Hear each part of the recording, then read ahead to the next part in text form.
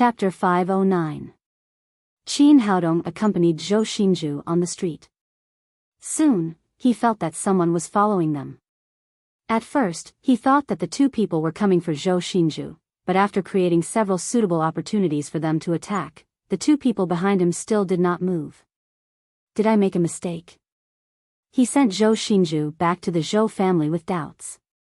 Later, he found that the two people were still following him. It seemed that they were not coming for Zhou Xinju, but for him. Since it was his own trouble, he should solve it as soon as possible. He came to a secluded place, turned around and said to the two people behind him, "Come out." At this moment, 3 off-road vehicles sped over from a distance, surrounding Qin Haodong in the middle in a triangle. After the vehicles were parked, Sun Xianxian jumped out of the car with more than a dozen bodyguards and met up with the 2 bodyguards hiding in the dark. Only then did Qin Haodong figure out what was going on. It turned out that these people had been waiting for Zhou Xinju to come home so that they could make a move on him. He had basically guessed the other party's purpose. He said lightly, "Miss Sun, I didn't expect to meet you again so soon." "What's the matter?" Sun Xianxian said with a fierce face, "Cut the crap. Hand over the breast enhancement and body shaping elixir now, or I'll cripple you today." Qin Haodong said, "It seems that your Sun family is very strong. You found out the truth so quickly." Sun Xianxian said angrily, "It's you who made Zhou Xinju's chest bigger. You made me lose face tonight. Hand over the elixir now, or I'll throw you into the river to feed the fish." Qin Haodong said, "Yes, I do have this kind of elixir, but didn't you find out? My elixir is very expensive. It costs 100 million yuan per bottle." This time, before Sun Xianxian could speak, a bald bodyguard standing next to her said, "Are you King crazy? Do you know who she is? She's the second miss of the Sun family. Taking your elixir is giving you face. How dare you ask for money? Do you want to die? Do you believe that I'll break your legs now?" Qin Haodong was about to lose his temper when he was about to lose his temper. Suddenly, he thought of something and said with a frightened expression, "Can you give me less money? 50 million is fine." The bald bodyguard grabbed his collar and said fiercely, "Do you want money more than your life? Hurry up and take out the medicine. I'll give it to you right away." Qin Haodong tremblingly took out a small medicine bottle from his pocket and handed it to the bald bodyguard. The bald bodyguard pushed him away and respectfully handed the small medicine bottle to Sun Xianxian. Sun Xianxian opened the bottle and saw a black pill inside. It should be the breast enhancement and body shaping pill. Her face lit up with joy. After covering the lid again, she said, "How can one be enough? Hurry up and hand over all your medicine. You're only allowed to marry me in the future. If I find out that you married that bitch Zhou Xinju again, I promise you won't be able to see the sun tomorrow." I know. Qin Haodong tremblingly took out 2 more small jade bottles from his pocket and said, "Miss Sun, that's all. Don't take too much of this kind of medicine to increase your cup size." Sun Xianxian took the jade bottles and checked them. There was a small black pill in each bottle. After putting away the pills, she said again, "I'm warning you. You're only allowed to marry me in the future. You're not allowed to marry that bitch Zhou Xinju." Qin Haodong said repeatedly, I know. These are the last 3 pills. Even if you want to marry me, there's no more." Seemingly very satisfied with his reaction, Sun Xianxian waved her hand to her subordinates and said, "Let's go." Looking at the 3 SUVs driving away, Qin Haodong couldn't help but smile playfully. "You want to steal my medicine? I don't know who's going to steal who." When he returned home, he was surprised to find that he had just watched a beauty's underwear show, and now he was watching a pajamas show with 4 beauties. Nailan Wushuang and the other 3 were not asleep. They were wearing sexy pajamas of various colors and sitting on the sofa watching TV. Even Jia Shirhan had been led astray by them. She was also wearing a black lace pajamas, which looked faintly discernible, making people's imagination run wild. "You're back." Seeing Qin Haodong enter the door, the four of them stood up together. For a moment, the spring scenery surged. Qin Haodong's nostrils became hot. He quickly said hello and ran back to his room.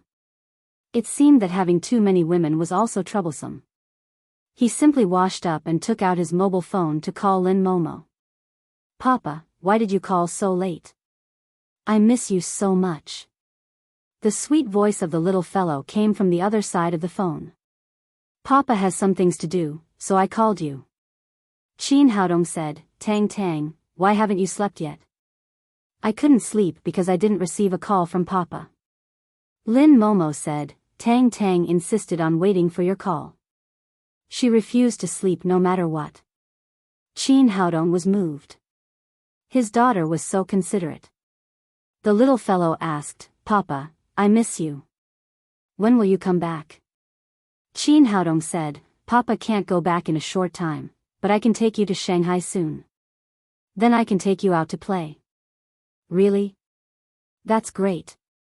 I miss Papa so much." The little fellow chatted with Qin Haodong for a long time before she went to bed. Lin Momo took the phone. Qin Haodong said, "How are the preparations at home?" Lin Momo said, "Almost ready. We're just waiting for your news. We can go to Shanghai at any time." Qin Haodong said, "I also have some ideas. The day after tomorrow, you can take the little fellow to Shanghai, and then start the preparation work of Lin's jewelry in Shanghai." "So soon? Is there a suitable place?" "Not yet, but there will be one tomorrow." Qin Haodong told her about the commercial building opposite Shui's jewelry, and then said, "I think it's the most suitable place for Lin's group to move." "It's good, but will they sell it?" Qin Haodong said with a smile, "Don't worry, I'll get the house tomorrow." After talking about work, Lin Momo complained about her lovesickness and hung up the phone for a long time. In the Sun family's house in Shanghai, Sun Qianqian closed the door and excitedly put 3 small jade bottles in front of her. "Zhou Xinju, let's see how you can compete with me this time," Sun Qianqian murmured. She had no doubt that there would be something wrong with these 3 bottles of medicine, because Qin Haodong had not prepared anything before. No one would carry 3 bottles of fake medicine with them. She first opened a small jade bottle, took out a black pill and threw it into her mouth. The pill melted in her mouth, and she didn't even use the water she had prepared. Soon, she felt a heat in her chest, as if there was a swelling feeling. She was so excited that she didn't feel this swelling feeling. Only the right side of her chest felt this way. It seemed that this breast enhancement and body shaping pill was really effective. It was said that 1 pill could increase 1 cup size. If she only took 1, she would be at the same level as Zhou Xinju, which was obviously not what she wanted. After hesitating for a moment, she directly threw the remaining 2 small black pills into her mouth. "Zhou Xinju, I will become an E-cup tomorrow. Let's see how you can compete with me then." It had to be said that jealousy was really a terrible power. At that moment, Sun Qianqian had become almost crazy. She never thought about whether she was really suitable for an E-cup. With the excitement of becoming a bosom tyrant, Sun Qianqian slowly fell asleep. The next morning, when she opened her eyes, the first thing she did was to touch her chest. So big, really big. I have finally become a bosom tyrant. Let's see how that little girl, Zhou Xinju, can compete with me. In the midst of the intense excitement, Sun Qianqian suddenly sat up from the bed and looked down at her chest. At first glance, she felt as if she had been struck by lightning. She saw that the right side of her chest was indeed majestic. It was a solid E-cup, but the left side of her chest was gone. Not only did it not grow into an E-cup, but even the previous B-cup was gone. There was only a nail cap left on her chest. "Ah!" Sun Qianqian suddenly howled crazily. Her dream of becoming a bosom tyrant had not been realized. On the contrary, she had become such a monster. How could she go out and meet people?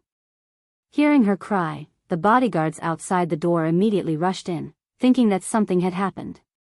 "Miss, what's wrong?" Several bodyguards pulled out their pistols and scanned the room vigilantly, but they did not see anyone. Sun Qianqian quickly pulled up the quilt and covered her deformed chest. She shouted crazily, "Get out, all of you get out." After the bodyguards confirmed that there was no danger, they looked at the miss with a strange expression and then left the room. Sun Qianqian slowly regained a trace of rationality. She looked at her strange chest and murmured, "What should I do? What should I do?" Her current situation was much more serious than Zhou Xinju's. Zhou Xinju had only taken one black pill. If she had worn loose clothes, it would not have been obvious. However, she had taken 3 black breast enhancement and body-shaping pills at once. Under the rapid growth of her right chest, even the fat on the left chest had been absorbed. The difference between the left and the right chest was so big that it could not be covered even if she wanted to. Damn it, it must be that gigolo boy playing with me. I'll kill you. I must kill you. Sun Qianqian roared crazily. At this moment, Qin Haodong had just finished making breakfast for the 4 women. He said to Nalan Wushuang, "I have something to deal with today.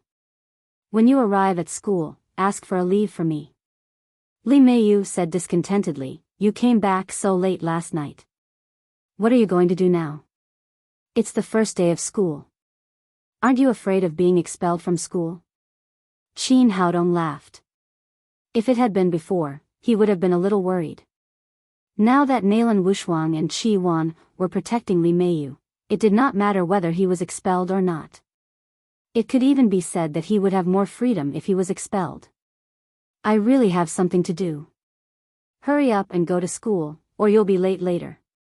After sending off Li Meiyu and the other 2, Qin Haodong had just walked out of the house when the phone in his pocket rang. He glanced at the caller ID. Although it was a strange number, he could guess who was calling.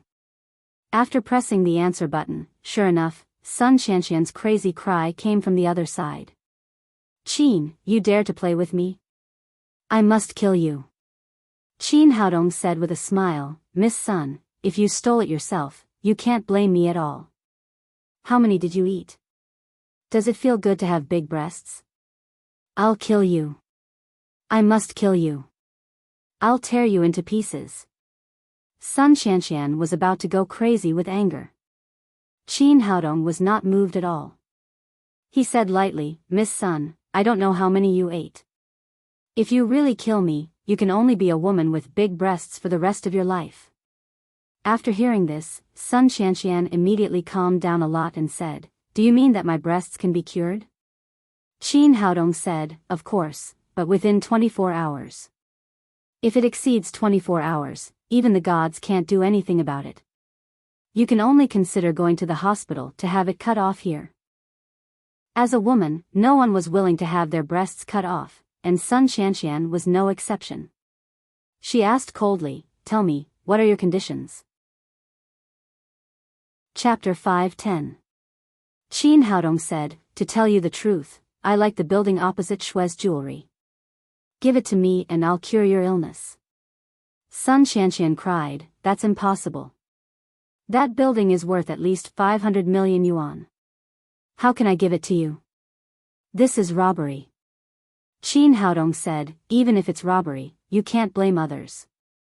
Originally, I wanted to have a good talk with your Sun family, but you brought people to steal my medicine, so you can't blame me for robbing your building." Sun Qianqian gritted her teeth and said, "Qin, let me tell you, you can't be too greedy. I can give you some money, but you can't take the building. When you took 3 breast enhancement and body-shaping pills from me, did you ever think that you were too greedy?"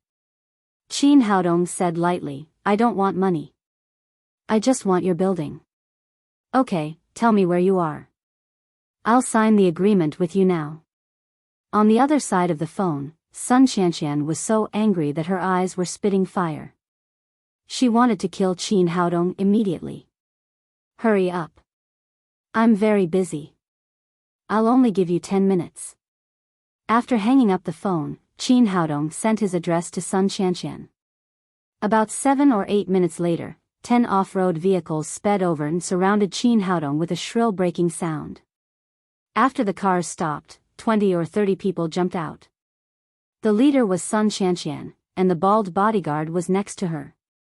Qin Haodong glanced at Sun Qianqian's chest and almost laughed. The woman's right chest was a few sizes bigger than yesterday and looked particularly eye-catching. At the moment, her left side was also bulging. Upon closer inspection, it turned out to be a balloon filled with water. No one knew how she came up with this idea. Under the cover of the coat, it would be hard to find if one did not look carefully. However, this way, Sun Qianqian did everything carefully, for fear of breaking the water balloon on the left side. After getting out of the car, the bald bodyguard immediately took out a short knife and pressed it against Qin Haodong's neck. He said fiercely, "Boy, how dare you trick our miss? Hand over the medicine quickly." As the head of Sun Qianqian's bodyguards, he more or less knew something. Qin Haodong glanced at him as if he didn't see the knife. He smiled faintly and said, "What if I don't hand it over?" "If you don't hand it over, I'll kill you immediately. In Shanghai, killing someone from our Sun family is no different from killing an ant." "So powerful?" Qin Haodong laughed and said, "Kill me if you can. Let me tell you, as long as you hurt a strand of my hair, your lady's illness will never be cured, or it may even get worse. You are courting death." The bald bodyguard's eyes were fierce, and he was about to kill Qin Haodong. He was not afraid, but Sun Qianqian was afraid of Qin Haodong's threat.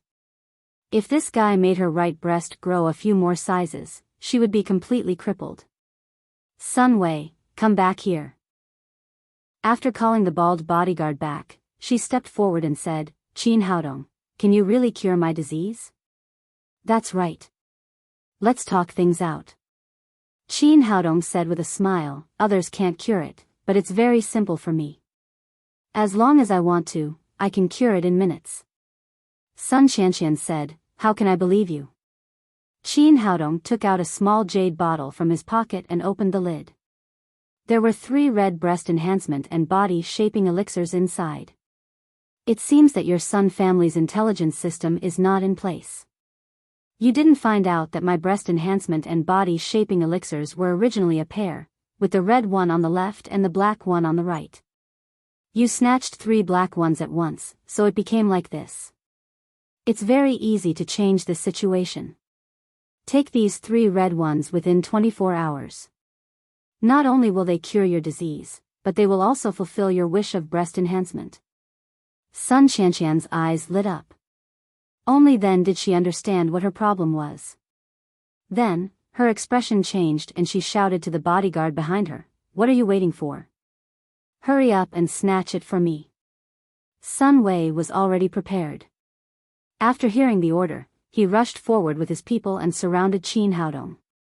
"Kid, hand over the medicine." Sun Wei's skills were also good. He reached out to grab the small jade bottle in Qin Haodong's hand. However, he didn't manage to grab anything. Then, he felt a pain in his head. Qin Haodong had hit his bald head with a cannon. The hit was loud and clear. It was full of strength. A big red and purple bump immediately appeared in the middle of Sun Wei's forehead. It looked like a unicorn. "How dare you hit me?" Sun Wei was shocked and angry. He thought that this young man would be as weak and easy to bully as he was yesterday. He didn't expect that it was just Qin Haodong's disguise. His purpose was to trick Sun Qianqian. "What the F***ck are you waiting for? Let's go together and cripple him." Sun Wei roared at the bodyguards behind him. The bodyguards came to their senses and rushed towards Qin Haodong together. However, strength and quantity were not proportional most of the time. These bodyguards were eager to make a contribution in front of their master. However, they soon realized how pitiful they were. The person in front of them was not a weak and easy to bully, but an extremely fierce tiger. In less than 2 minutes, more than 20 bodyguards were all knocked to the ground. They wailed and screamed. The one who suffered the most was the leader, Sun Wei. At that moment, his bald head was covered with big green and purple bumps. He had turned from a unicorn to a Sakyamuni. Qin Haodong grabbed his collar and patted his face. He smiled and said, "How is it? Are you satisfied with this hairstyle?" "You You're actually a martial artist? Although Sun Wei hadn't even entered the ranks of obvious strength, the Sun family, as one of the three big families in Shanghai, had always been famous for their martial arts. There were many martial arts masters in the family. He had never eaten fat pork, but he had seen fat pigs run. He could immediately tell that Qin Haodong was also a martial arts master. You're right. Not only am I a martial artist, but I'm also very powerful. Remember not to cause trouble for me in the future. Qin Haodong kicked Sun Wei away and turned his head to look at Sun Qianqian. How dare you lie to me? Where's the basic integrity of a person? Where's the trust between people? We agreed to sign a contract, but you brought people to steal my medicine. How do you think I should punish you? Sun Qianqian had never dreamed that Qin Haodong would be so fierce. He had actually taken care of so many bodyguards in the blink of an eye. Without the support of her bodyguards, she immediately lost her confidence. She took 2 steps back and shouted fiercely, I'm telling you, don't mess around. I'm the second daughter of the Sun family. Of course I know you're the second daughter of the Sun family. That's why I want that building. Sun Qianqian said, it's impossible for me to get the building. I can give you money. I'll give you 100 million yuan according to the price you said, as long as you give me the red pills in your hand. Qin Haodong smiled and said, now you want to pay, but that was yesterday's price. The price has increased today. 1 pill is 1 billion yuan, and 3 pills are 3 billion yuan. Do you still want to buy it? You're robbing. It's you who's robbing me, Miss Sunday. You robbed me yesterday, and today you're robbing me again. I never suffer losses. Since you robbed me, I'll naturally rob you. Qin Haodong smiled, shook the small jade bottle in his hand and said, Miss Sun, a friendly reminder. It's better to exchange the building for it. It's more cost-effective. No. This is absolutely not possible. Although Sun Qianqian was also the 3rd generation of the Sun family, she was in charge of some projects, including that building. However, she did not have the status of Zhou Xinzhu in the Zhou family. If she took out that building to exchange for breast enhancement medicine and the old man of the Sun family found out, she would inevitably be severely punished. It's up to you whether you can or not. I've never forced people. However, you brought people to make trouble for me today, which made me very unhappy, so I have to punish you. As Qin Haodong spoke, a shiny silver needle appeared in his hand. What are you doing? I'm telling you, don't mess around. I'm the second daughter of the Sun family. Before Sun Qianqian could finish her threat, there was a popping sound. The water ball that was placed on the left side of her chest to find balance was pierced by the silver needle. The water inside immediately spilled out, wetting the clothes on her chest. After the water ball broke, both sides of Sun Qianqian's chest immediately lost balance. One side was high, while the other side was flat and low. Coupled with the fact that her wet clothes were clinging to her chest, the scene looked even clearer and even more ridiculous. Qin Haodong, I'm going to kill you. Sun Qianqian roared crazily. Qin Haodong smiled slightly, it doesn't matter if you want to kill me. There are many people who want to kill me, but I'm still alive. However, I need to remind you that this medicine is only effective within 24 hours. If it exceeds 24 hours, it will be useless even if you take it. You can only be like this for the rest of your life. By the way, the time starts from the moment you took the black pill last night. After that, he left, leaving behind the battered Sun Qianqian and the bodyguards wailing on the ground. Sun Qianqian gritted her teeth in hatred. However, her current image was indeed not suitable for her to stay outside for too long.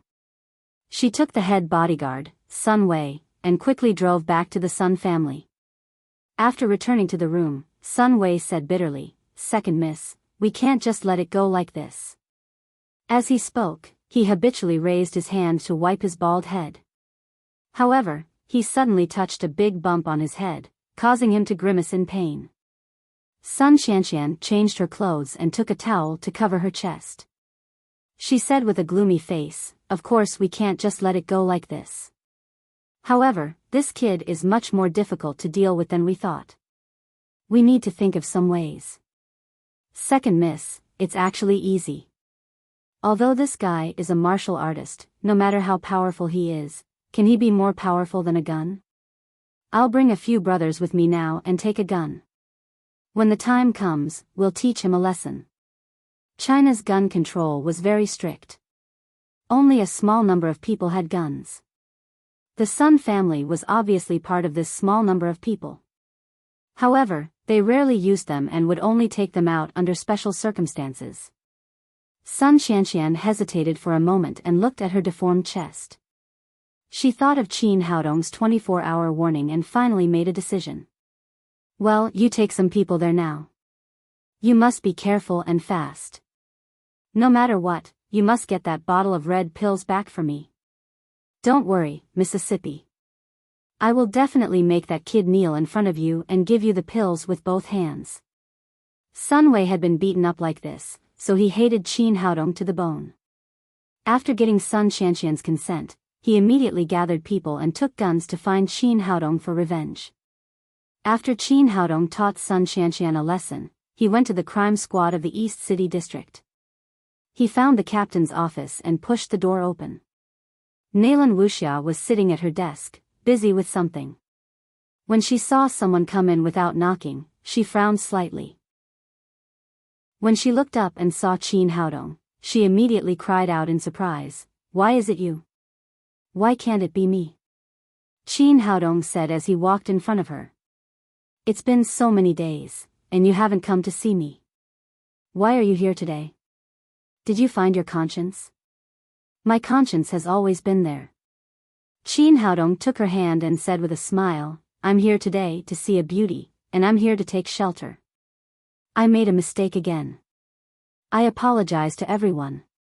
The mistake has been corrected. I'll add a chapter today as compensation." Chapter 5:11. Why did you come here to avoid trouble? Nalan Wuxia glared at him and asked, "Did you mess with other girls again and come to me?" Qin Haodong said with a wronged expression, "Am I that kind of person?" Nalan Wuxia said without hesitation, "Yes." Qin Haodong was about to retort, but after thinking about it carefully, he realized that he had really provoked Sun Qianqian, the evil woman, and then came here. "Well, you're right. I'm here because I've provoked a woman." Nalan Wuxia said discontentedly, You already have so many women, but you still go out and provoke." Qin Haodong quickly explained, "Don't worry, this provocation is different from what you think." He took Nalan Wuxia's hand and sat down. Then, he talked about how he had gone to Shanghai to treat Zhou Xinju and how he had just taught Sun Qianqian's men a lesson. In the end, Nalan Wuxia was already convulsing with laughter. "You're too mean. My good chest has been ruined by you." She couldn't help but laugh again when she thought of the woman named Sun Qianqian. Qin Haodong said, "She took the medicine and took it herself. How can you blame me if something happens to her?" Nalan Wuxia laughed enough and said, "Is the breast enhancement and body shaping elixir really so magical? Eating it can make a woman grow up. Of course, how could the pills I refined be fake?" Nalan Wuxia pinched the soft part of his waist. Meat said fiercely, "How come I didn't know you had such a good thing? Let go, it hurts." Qin Haodong said quickly, "This thing is effective, but not everyone can use it." Nalan Wuxia let go of him and said, "Why? Does your elixir need to be picky? Medicinal pills are not picky, but your figure is already so good, it's simply perfect. If it were any bigger, not only would it be out of proportion, but it would also affect your temperament. You wouldn't look as pretty as you do now." Every woman liked to listen to compliments, especially when it came from their lover. Nalan Wuxia glanced at her towering chest and said happily, "Are you serious? You couldn't have lied to me because you couldn't bear to part with the medicinal pills, right?" Qin Haodong said, "Of course it's true. I don't have anything else, but I have plenty of elixirs. If you want, you can eat them as food. You can even eat like a cow. But don't blame me if you're too ugly." You're so annoying. You're the cow. Nalan Wuxia glared at him charmingly and gave up the idea of taking the breast enhancement and body-shaping elixir. She said again, what do you want to do? I really won't give the pill to Sun Qianqian. If a woman becomes like that, it's really sad. How can I face others? Qin Haodong said, don't worry. She will definitely give me that building in the end.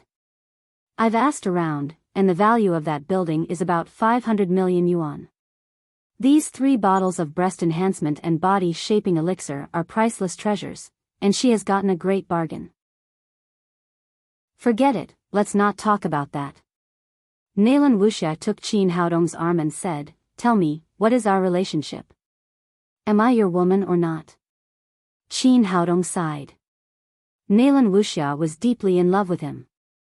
She came to Shanghai for him. How could he refuse? Of course, as long as you're not afraid of being wronged. You have a conscience. Nalan Wuxia put her arms around his neck and kissed him gently on the lips. Then she said faintly, I don't know what I did in my previous life to fall in love with a man like you in this life. Qin Haodong said, it's not that you did bad things. It's that I've done too many good things. That's why God gave me such a good woman like you. The two of them were kissing in the office. Outside the crime squad, Sun Wei, who looked like Sakyamuni, was running around anxiously. Now that it was confirmed that Qin Haodong had entered the crime squad, he was helpless. He couldn't rush into the crime squad with a gun and kidnap Qin Haodong, could he? Even the Sun family couldn't afford the consequences. At that time, the old man of the Sun family would cut off his head and kick it like a ball. Now the only thing he could do was wait outside, wait for Qin Haodong to come out, and then make a move.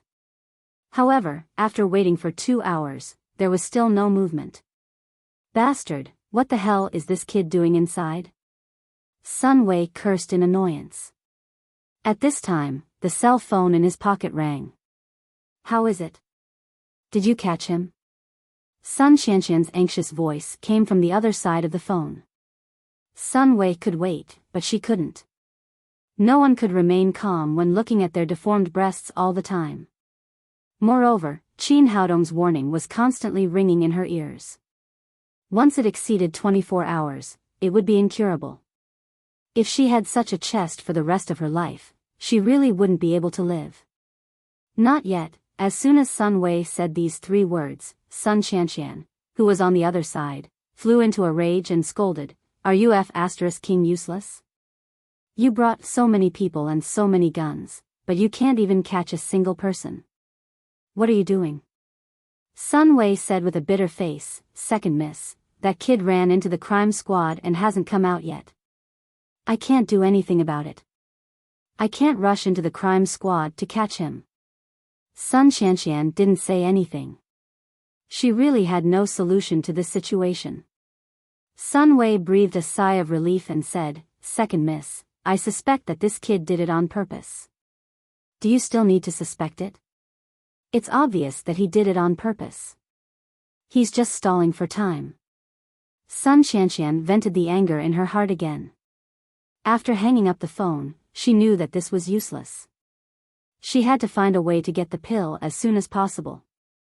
After hesitating for a moment, she dialed Qin Haodong's cell phone again. Qin Haodong was being intimate with Nalan Wuxia. When he heard the ringtone of his cell phone, he frowned with dissatisfaction, but he still pressed the answer button. Miss Sun, have you thought about it? You don't have much time left. Qin Haodong, find a place. I'll sign an agreement with you. Sun Qianqian was going to use the same trick again and ask Qin Haodong to come out from the crime squad. As long as there was no police protection, Sun Wei would be able to make a move. Miss Sun, I'm sorry. There's only one chance. You've already missed it. I don't want to sign any agreement with you now. Sun Qianqian was shocked and quickly asked, What do you want? You don't want that building anymore? Of course I want the building, but I don't have time to sign any bullshit agreement with you. Qin Haodong said, Send the transfer procedures for that building to me before you get off work, and then I'll give you the medicine. Remember, don't lie to me with a fake one. I can find it. Sun Qianqian didn't expect Qin Haodong to directly ask her for the property certificate, which made all the methods she had thought of useless. Qin Haodong continued, Miss Sun, I advise you to hurry up. It's not a small matter to get the property certificate. If you go now, it'll be good if you can get it done before you get off work. Once you miss it, you'll regret it for the rest of your life. Sun Qianqian still didn't want to give up. She said, but the transfer of the property requires both parties to be present. What can I do if you don't come? Qin Haodong said with a smile, others can't, but your Sun family can. If you really can't do it, there's nothing I can do. Seeing that Qin Haodong wouldn't be fooled no matter what, Sun Qianqian roared crazily, Qin Haodong, don't go too far. I'm the second miss of the Sun family. Please, big sister. Even if you want to threaten me, you have to change it to something new, okay? Let's put it this way. When you get the property certificate, call me and I'll give you the medicine. Also, I'm informing you that I won't go out before the crime squad gets off work. Don't have any bad ideas. After that, he hung up the phone. Nalan Wuxia reached out and pinched his cheek. She said with a smile, you're really bad. You're threatening me like this. Qin Haodong said, this is called giving her a taste of her own medicine. She wants to steal my medicine, so I'll steal her building. Evil people need to be tortured by evil people. After hanging up the phone, Sun Qianqian grabbed the red wine bottle in front of her and smashed it on the ground. After venting her anger crazily, she found that there was no other way but to agree to Qin Haodong's request. She picked up her cell phone and dialed Sun Wei's number. Don't stay there. Come back quickly. Sun Wei was very fast. 10 minutes later, he returned to Sun Qianqian's room. Second miss, what do you need me to do? Sun Qianqian took out a stack of property certificates and said, go to the real estate company now and transfer the property rights of that house to Qin Haodong's name. Sun Wei said in surprise, second miss, are you really going to give it to that guy? How can that be? Before he could finish speaking, the furious Sun Qianqian roared again, do you think I don't know whether it can be done or not? Don't talk nonsense. Just do it when I tell you to. She slammed the property certificate in her hand on Sun Wei's Sakyamuni head. Hurry up. If you can't get the property certificate by the end of the day, I'll cut off your head. Go. I'll go right now. Sun Wei picked up the property certificate and ran out of the room in a panic. It was no wonder that Sun Qianqian was anxious. Time passed by. What she needed to do now was to get the red breast enhancement and body shaping elixir as soon as possible. She could only transfer the property to Qin Haodong first. Other things could be discussed later. Qin Haodong and Nalan Wuxia happily stayed together. They had lunch together at noon. When it was almost time to get off work, his cell phone rang. Qin Haodong, the property certificate has been completed. I'll ask Sun Wei to send it to the crime squad now. Don't go back on your word. On the other side of the phone, Sun Qianqian said in a hoarse voice. Don't worry. I always keep my word. I'll give you the medicine immediately after I get the property certificate. Qin Haodong hung up the phone and asked Ma Wenjue to send someone to check the property registration information to make sure that the house was under his name. Not long after, Sun Wei appeared in front of the crime squad. Qin Haodong took the property certificate and checked it. There was no problem. He threw the small jade bottle in his hand to him and said with a smile, this head shape is not bad. It suits you. Sun Wei took the small jade bottle and glared at Qin Haodong. Then, he hurriedly got into the car and sent the medicine to Sun Qianqian. Nalan Wuxia appeared next to Qin Haodong and said, although you got the house, I'm afraid the Sun family won't let it go. Qin Haodong put away the property certificate and said with a smile, it doesn't matter. The house is in my hands. It doesn't matter what they do. In the Sun family, Sun Wei rushed into Sun Qianqian's room. Second miss, I've brought the medicine. Where is it? Give it to me quickly. Sun Qianqian couldn't wait to take the small jade bottle. She opened the cork and saw 3 red breast enhancement and body-shaping pills inside. Sun Wei said, "Second miss, do you think that guy will lie to us with fake medicine?" Sun Qianqian stared at him and said, "What should we do? Why don't you try one first?" Sun Wei was so scared that his whole body trembled. He shuddered at the thought of putting Sun Qianqian's deformed chest on his body. He quickly said, "Second miss, I was just saying casually. I don't think that guy has any reason to lie to us. Since he got the house, he will definitely give us the real medicine. I apologize for the mistake in the previous chapter.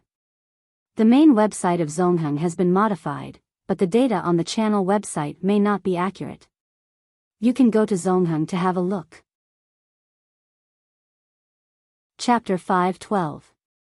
Sun Qianqian coldly snorted and poured the 3 pills in her hand into her mouth. She also thought that Qin Haodong had no need to make fake medicine. The most important thing was that he had no other choice. After 4 or 5 hours, Sun Qianqian walked out of her room when it was close to 9 p.m. At this time, his left chest had also swelled up, reaching the size of his right chest, like 2 huge balloons hanging in front of his chest. Sun Wei waited at the door. When he saw her come out, he immediately went up to her and said flatteringly, "Second missy, are you really cured?" Finally, he looked at Sun Qianqian's figure and exclaimed, "Second miss, your figure is too good. Even the world's top models can't compare to you." That was what he said, but that was not what he thought. In fact, Sun Qianqian's height was barely 160 meters. In the past, her B cup looked quite coordinated. Now, it had suddenly become an E cup. Her large breasts and buttocks made her seem out of proportion. She looked extremely awkward and did not have any beauty to speak of. However, Sun Qianqian was not interested in this kind of thing. Flattery was very effective, and he said proudly, "Right, I also think my figure is not bad." Sun Wei flattered again, "I told you that brat wouldn't dare to lie to you. You are the second daughter of the Sun family." After saying that, Sun Qianqian's expression immediately turned cold. The medicine is real, but the commercial building is also under that brat's name. We must find a way to get it back. Furthermore, this brat played me like this. I must make him pay the price. Of course, our Sun family isn't something that anyone can provoke. Sun Wei said. "Second missy, what do you think we should do? Do you want me to bring some people to kill him? Qin Haodong must die, but before that, you must take back the house." Sun Qianqian asked, "Do you know where that guy is now?" Sun Wei quickly said, "I know. I've sent someone to keep an eye on him. He's having dinner with Nalan Wuxia of the crime squad in Dongqing district. You did a good job. Call your men and bring the weapons. We're going to find him now." Sun Wei said, "Second miss, that kid is with the captain of the entire criminal police team. Isn't it inappropriate for us to take action now?" Sun Qianqian said, "Are you a pig brain? I won't wait for them to split up before I make my move." Qin Haodong spent the whole night with Nalan Wuxia. After they had dinner together, he sent her back to the crime squad dormitory. Nalan Wuxia kissed him on the cheek and said, "Be careful when you go back. I guess the Sun family will make trouble for you." Qin Haodong smiled and said, "It doesn't matter. I'm not afraid of trouble." He had long sensed that someone was following him. He knew that Sun Qianqian would not let it go, so he did not take a taxi after he went out. Instead, he walked slowly along the street alone. Sure enough, as soon as they arrived at a secluded place, 7 or 8 SUVs drove over quickly. Sun Qianqian appeared with her people. The car door opened and Sun Wei rushed over with a gun in his hand and a group of people. He pointed the gun at Qin Haodong and shouted arrogantly, "Boy, you've offended the Sun family. Let's see where you can run to." Qin Haodong didn't panic at all. He smiled at him and said, "Which eye of yours saw me running away? Aren't we waiting for you?" Sun Wei was so angry that his eyes were burning, but he had nothing to say. Qin Haodong really didn't show any signs of running away. Sun Xianxian pushed him aside and said to Qin Haodong, "Qin, do you know why I'm looking for you? It seems that the medicine is effective." Qin Haodong glanced at her chest and said, "Of course I know. You must also know that such a big chest is not suitable for you, so you want me to make it smaller. With all due respect, I have a way to make it bigger, but I can't do anything to make it smaller." Sun Xianxian said angrily, "I'm not talking about this. I'm talking about the commercial building opposite Shui's jewelry." "Oh. You're talking about that building?" Qin Haodong said, "That building is good, but it's mine now." Sun Xianxian cried, "I gave it to you." "Yes, you said you gave it to me, so it's mine. What's the problem? Don't play dumb with me. Hand it over, or I'll throw you into the river to feed the fish." Qin Haodong said, "That's not right. How can you take back what you gave me? Where's your integrity?" Sun Xianxian was so angry that she almost fainted. She took 2 steps forward, stared at Qin Haodong fiercely, and said, "Just tell me, are you going to give it to me or not?" Qin Haodong said matter-of-factly, "Of course not. This is my building. Why should I give it to you? Pretty boy, you won't give up until you see the coffin." Sun Xianxian waved her hand behind her and said, "Shoot him. Break his legs first." Before she could finish speaking, she suddenly felt like a rooster that had been strangled and could not make a sound. She did not know when Qin Haodong had come behind her. He grabbed her neck and used her as a shield. He said to Sun Wei and the others, "Put down your guns, or I'll break her neck." Sun Wei was shocked. He did not expect Qin Haodong to be so decisive. He was obviously here for revenge, but in the blink of an eye, Sun Xianxian had become a hostage.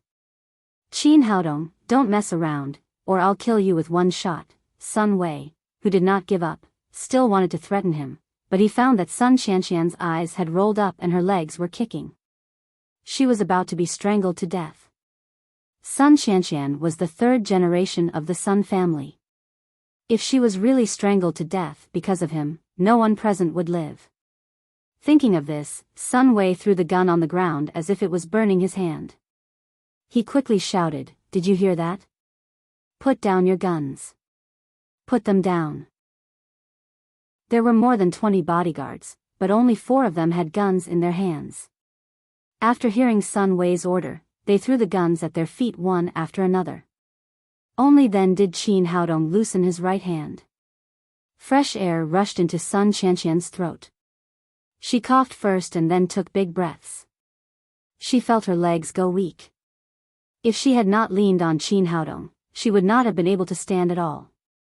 At that moment, she really felt the feeling of death. Qin Haodong did not let go of her completely. He shouted to those people, "Throw the guns over." The bodyguards hesitated for a moment. Sun Xianxian, who had just recovered, immediately shouted angrily, "I told you to throw them over. Didn't you hear me? Do you want to get me killed?" She now hated these bodyguards to death. More than 20 people could not stop Qin Haodong and made her a hostage.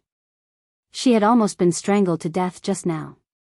Hearing their master's order, the bodyguards kicked the pistols on the ground to Qin Haodong, including Sun Wei's. "That's right. If you have something to say, just say it. Why use knives and guns?" Qin Haodong said as he let go of Sun Xianxian. As soon as he let go, Sun Wei immediately pulled Sun Xianxian over.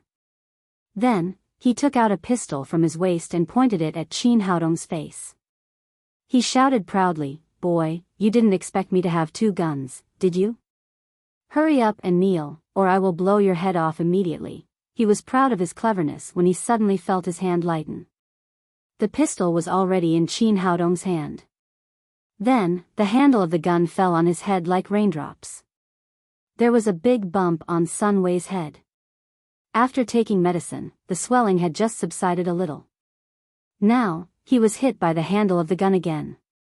After that, Qin Haodong shook his hand gently and the pistol turned into spare parts on the ground. Then, he raised his hand and gently twisted Sun Wei's neck. There was a crisp sound. Sun Wei was so scared that he almost peed his pants. He thought that he was completely finished and that his neck had been broken. However, he soon realized that he was not dead and did not feel any pain. However, he soon discovered that the scene in front of him had tilted at a 45-degree angle. It turned out that it was not the scene that was tilted, but he had become a crooked neck. He could not correct it no matter what. Qin Haodong clapped his hands and said to Sun Shanshan, who was stunned, "Okay, now we can have a good talk." Sun Shanshan swallowed and said nervously, "There's no need to talk. I don't want that building anymore." She had already seen the situation in front of her. She could not get the building back even if she wanted it. Qin Haodong was really more powerful than they had imagined. That building was originally mine. There's nothing to talk about. Qin Haodong came in front of Sun Shanshan and said with a smile, "That's not what I want to talk to you about." Then what do you want to talk about? Sun Shanshan had a bad feeling and became more and more nervous. Qin Haodong said, "We are both reasonable people. There is an old saying in Huaxia that goes, you can do it twice, but you can't do it thrice. If I remember correctly, this is the third time you have come to make trouble for me. You should at least give me some compensation." Sun Shanshan cursed in her heart. "You took away that building worth 500 million yuan and didn't give me a penny. What compensation do you want?" Although she thought this, she did not dare to say it out loud. She asked, "What compensation do you want?"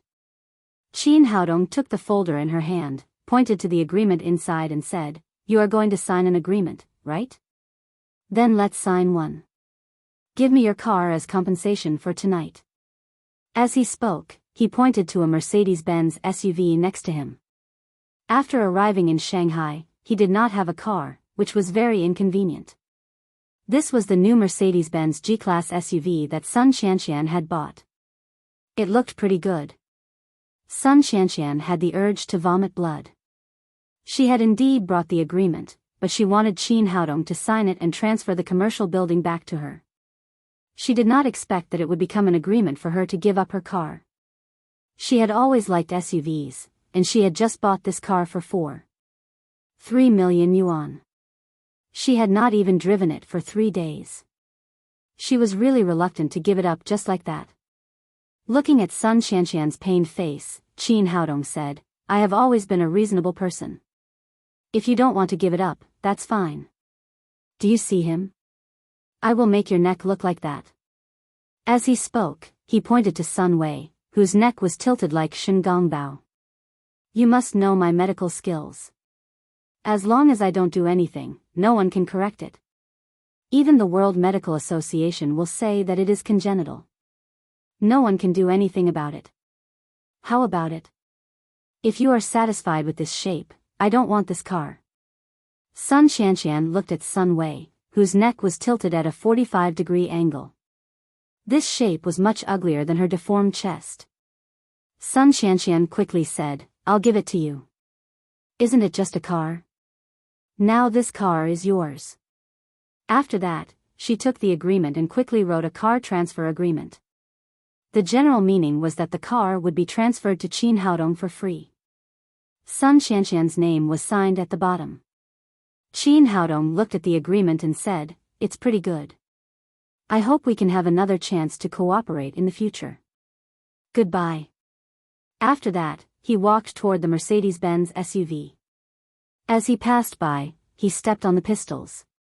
He walked to the front of the car, opened the door, and got in. Sun Wei did not give up. He rushed over to pick up a pistol, but was surprised to find that the gun in his hand had become a discus. Chapter 5:13.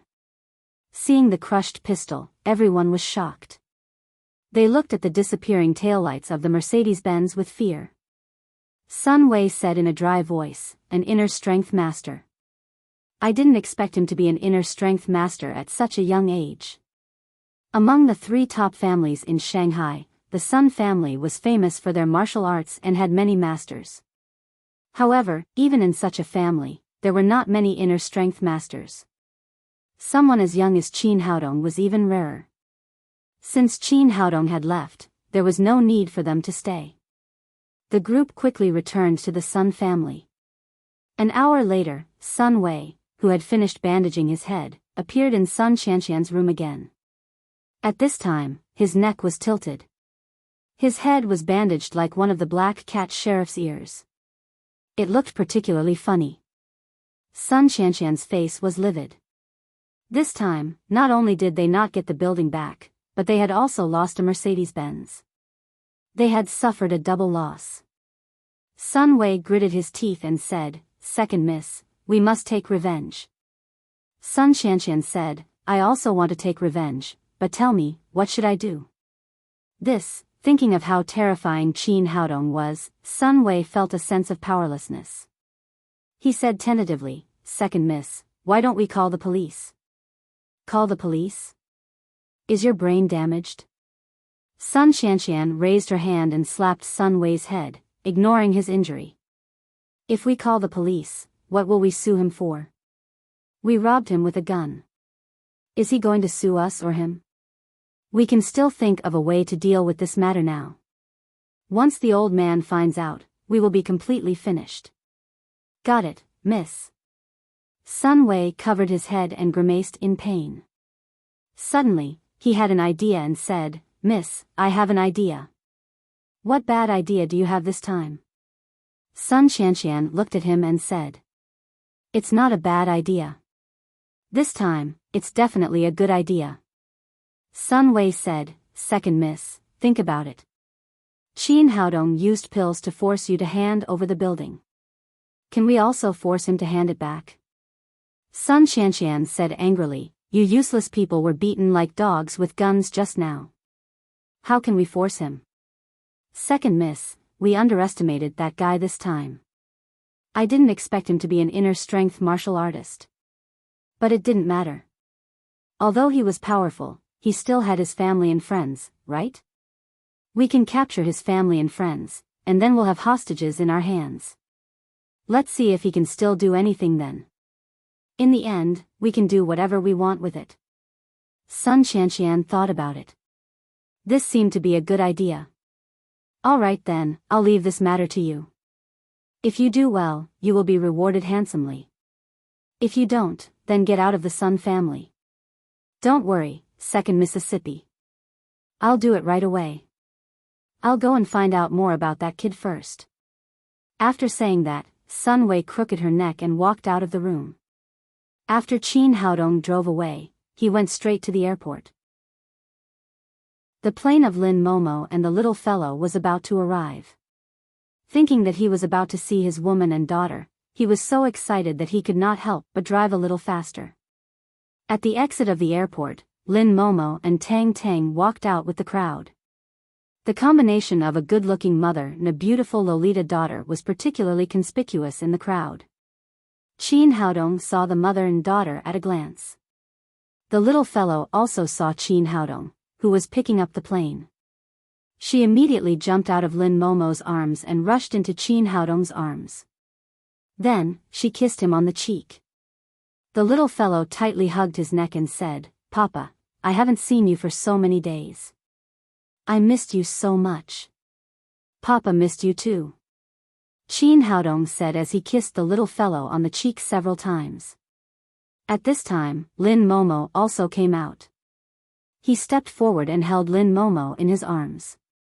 Without saying a word, he kissed her. Although she had missed Qin Haodong a lot these days, Lin Momo was still shy. She gently pushed him away and said coquettishly, "What are you doing? Tang Tang is still here." "I didn't see anything." As the little fellow spoke, she used her two chubby little hands to cover her eyes. Her big eyes peeked through the gaps between her fingers as she giggled. "Look at how sensible our daughter is." Qin Haodong kissed Lin Momo on the cheek again. Then, the family of three left the airport.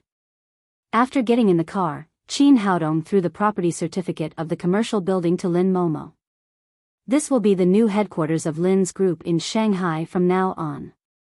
Lin Momo looked at the property certificate and said in surprise, "You got it so soon?" Of course, or I wouldn't be able to see you and Tang Tang. Qin Haodong said, we already have a house. When will your team come? It will take at least 2 or 3 days. It's not so easy to move a big group. There are a lot of things to prepare. Qin Haodong nodded. He was not good at these things, so he left it to Lin Momo. Soon, they arrived home. Because they often talked on the phone before, Lin Momo was very familiar with his situation. She was not too surprised to know that there was a house here. After going upstairs, the 4 girls still did not sleep. They sat in the living room and watched TV together. After hearing the footsteps, they looked over together. When they saw Lin Momo and the little fellow entering the door with Qin Haodong, their expressions were different. Li Meiyu and Jia Shihan were shocked and surprised. They did not expect that Qin Haodong would come back so late and bring back 2 beautiful women. Nalan Wushuang and Qi Wan were surprised and exclaimed, Sister Lin, Tang Tang, you are here. Second mom, Auntie Wan, you are here too. The little fellow was also very surprised. She ran over and threw herself into Nalan Wushuang's arms.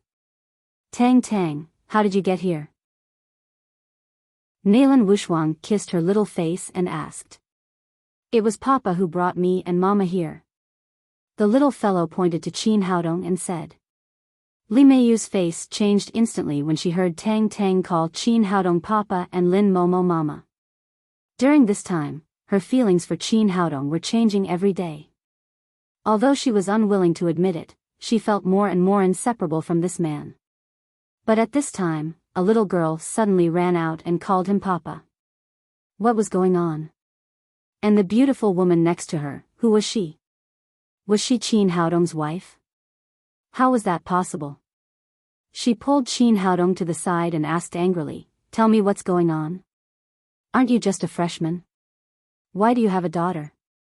Don't worry, listen to my explanation. Qin Haodong also had a headache. If he had known this would happen, he would not have pursued this girl. Now he was in trouble. However, he was also afraid that if he really angered Li Meiyu, she would move out of his house. At that time, he would have to send someone to guard her 24 hours a day. Before the bodyguard mission was terminated in Hong Kong, he could only continue the lie as much as possible. He said, Here's the thing. Tang Tang is my goddaughter. Otherwise, how could I have such an old daughter at my age? Hearing that she was his goddaughter, Li Meiyu's expression eased a lot, but she still felt that something was wrong. She asked again, Who is this woman? Did you know Sister Wushuang and Wan before? Why do they look so familiar? Qin Haodong said, This is Tang Tang's mother, Sister Momo. Our 2 families used to live together. We were neighbors and had a very good relationship. This time she came to Shanghai to open a company, so she temporarily lived with me. Sister Wushuang is Tang Tang's godmother, so they must know each other. Wan and Sister Wushuang have such a good relationship, so it's normal for them to be familiar with each other. So, you also knew Sister Wushuang and Wan before. Why didn't you tell me? I'm not very familiar with them, and I was afraid that you would think too much, so I didn't tell you. Qin Haodong lied one after another, and cold sweat broke out on his forehead. Fortunately, this explanation barely made sense. Li Meiyu said, Well, you pass. Don't hide anything from me in the future. Got it, madam. Qin Haodong breathed a sigh of relief. This time he finally fooled her. Now he hoped that the old man in Hong Kong would take his granddaughter back as soon as possible and end this bodyguard mission. The salary of 1 million a day was indeed a lot, but it was too tiring. After breakfast the next day, Qin Haodong and Li Meiyu went to school together. Lin Momo took the little fellow to deal with other matters of the temporary group's relocation. Jia Shihan was very fond of the little fellow. It just so happened that she had nothing to do, so she went with them.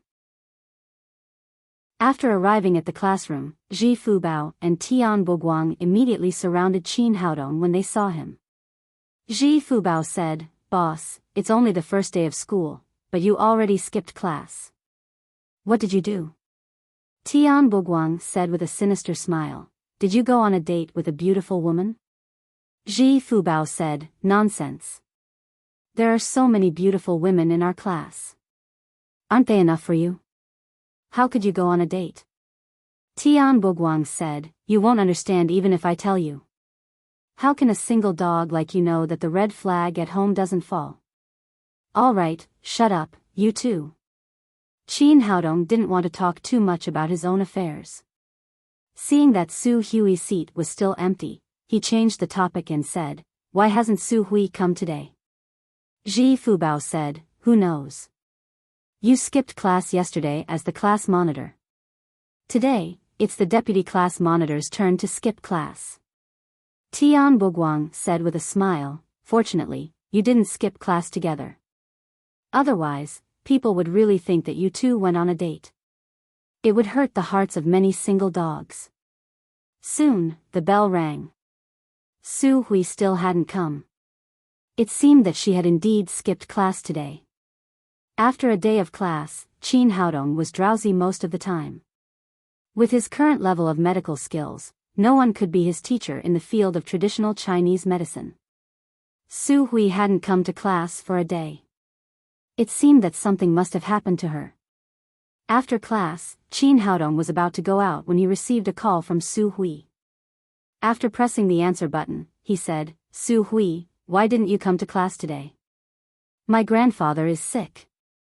Su Hui said in a low voice, Grandpa has a fever of 39 degrees.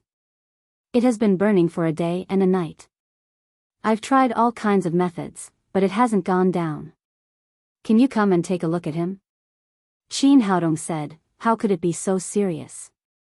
Even old Master Su can't do anything about it? Su Hui said, my grandfather has also seen it. He originally thought it was just an ordinary cold, but it didn't work after taking 2 doses of medicine in a row. Later, he was sent to the affiliated hospital of the Shanghai Medical College. The doctor diagnosed it as a cold. He used the antipyretics of Western medicine, but it still didn't work at all. Oh. I'll go and have a look. Qin Haodong said, tell me the location of the old master's ward. Su Hui said, thank you. I'll wait for you at the entrance of the inpatient department of the Shanghai Medical College. Qin Haodong said goodbye to Nalan Wushuang and the others, and then rushed to the inpatient department of the Shanghai Medical College. The inpatient department was only separated from the medical college by a wall.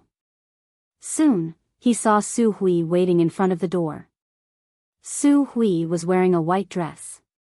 From a distance, she looked like a blooming lily, elegant and beautiful. However, she looked a little haggard today.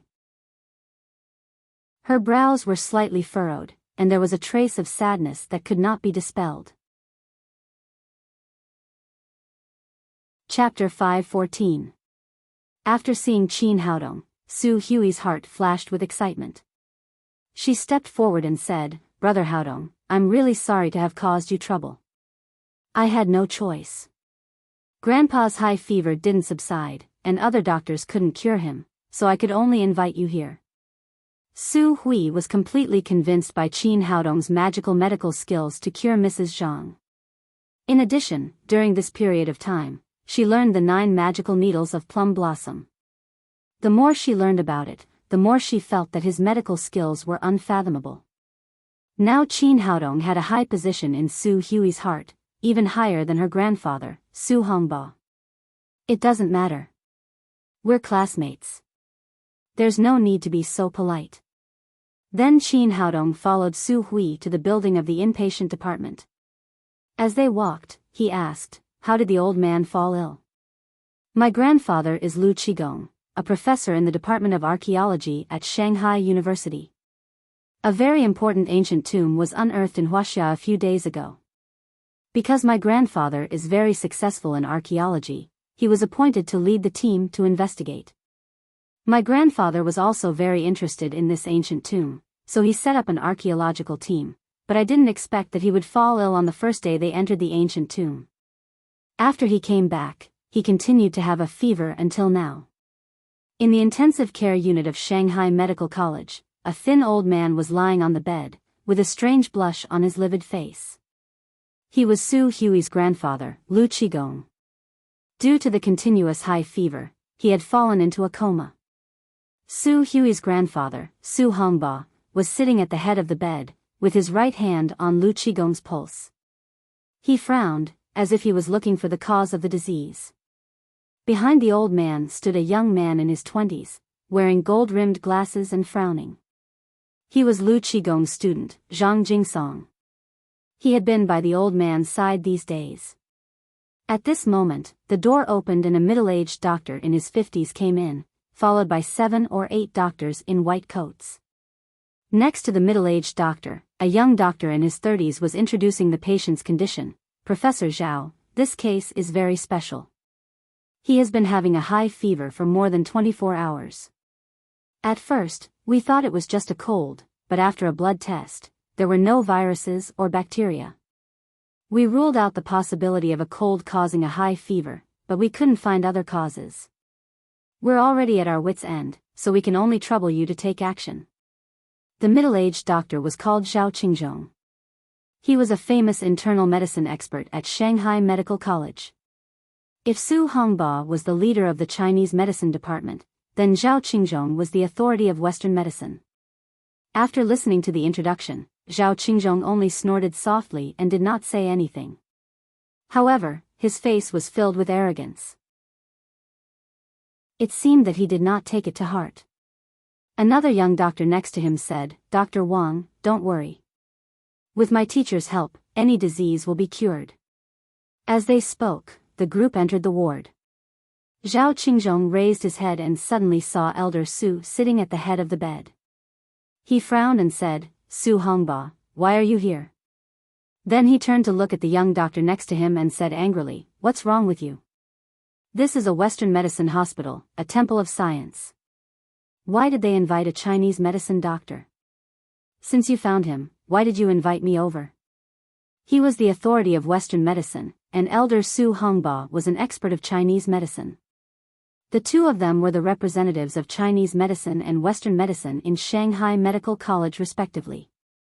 Just yesterday, Zhao Qingzhong had suggested to the director that the Chinese medicine department should be abolished. Su Hongba had a big fight with him because of this. The two of them had a fierce debate. Because of this, he immediately flew into a rage when he saw Su Hongba in the ward. After that, he turned his head and was about to leave. The young doctor quickly explained, "Professor Zhao, don't be angry. The patient is Mr. Su's relative. Mr. Su is not a doctor now, but a family member of the patient. Please don't misunderstand." Hearing the young doctor's explanation, Zhao Qingzhong's heart skipped a beat, and then a sneer flashed across his face. He turned his head, looked at Su Hongba and said, "Old man, since you said that Chinese medicine is so powerful, why don't you use your medical skills to treat your relative? Why did you send him to our ward?" Su Hongba's beard twitched, and he couldn't find a suitable excuse for a while. From the bottom of his heart, he didn't want to send Lu Qigong here, but he couldn't find the cause of the disease in a short time, and Lu Qigong had a high fever. Under the strong request of Su Hui's parents, he could only send Lu Qigong here first. But he didn't expect to meet his old enemy, Zhao Qingzhong, here. Seeing that Su Hongba didn't speak, Zhao Qingzhong immediately laughed. "Old man Su, if I'm not wrong, it's because you can't cure your relative's illness, so you sent him here, right?" After that, he laughed again and then said sarcastically, "In the debate yesterday, didn't you say that Chinese medicine is a treasure left by our ancestors and the crystallization of thousands of years of Huaxia culture? You also said that Chinese medicine can cure the root cause and Western medicine can only cure the symptoms? Now, even your relative can't cure him. Tell me, what's the use of this treasure? What's the use of this crystal? Now you can't even cure a fever. How can you Chinese medicine cure the root cause?" Su Hongba was so angry that his face turned livid.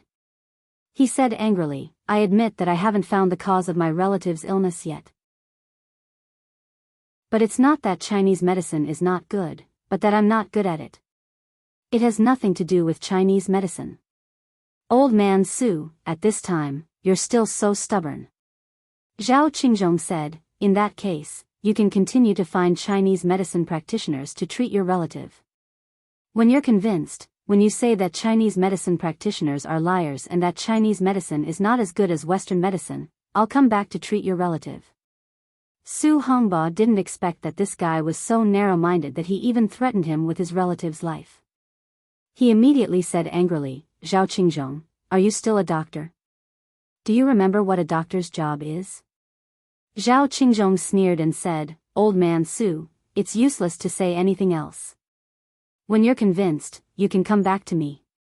At this time, Gao Jingsong, who was next to him, couldn't stand it anymore.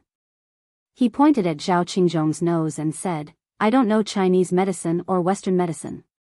I only know that my teacher is sick now.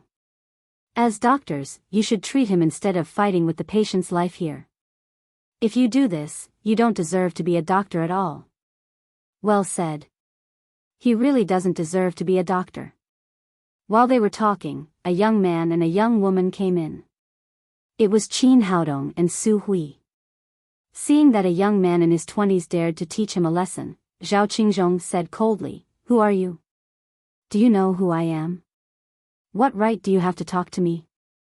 Qin Haodong glanced at him and said, I'm a student of the medical college and also a Chinese medicine practitioner. I don't need to know who you are. I only know that you don't have the medical ethics of a doctor.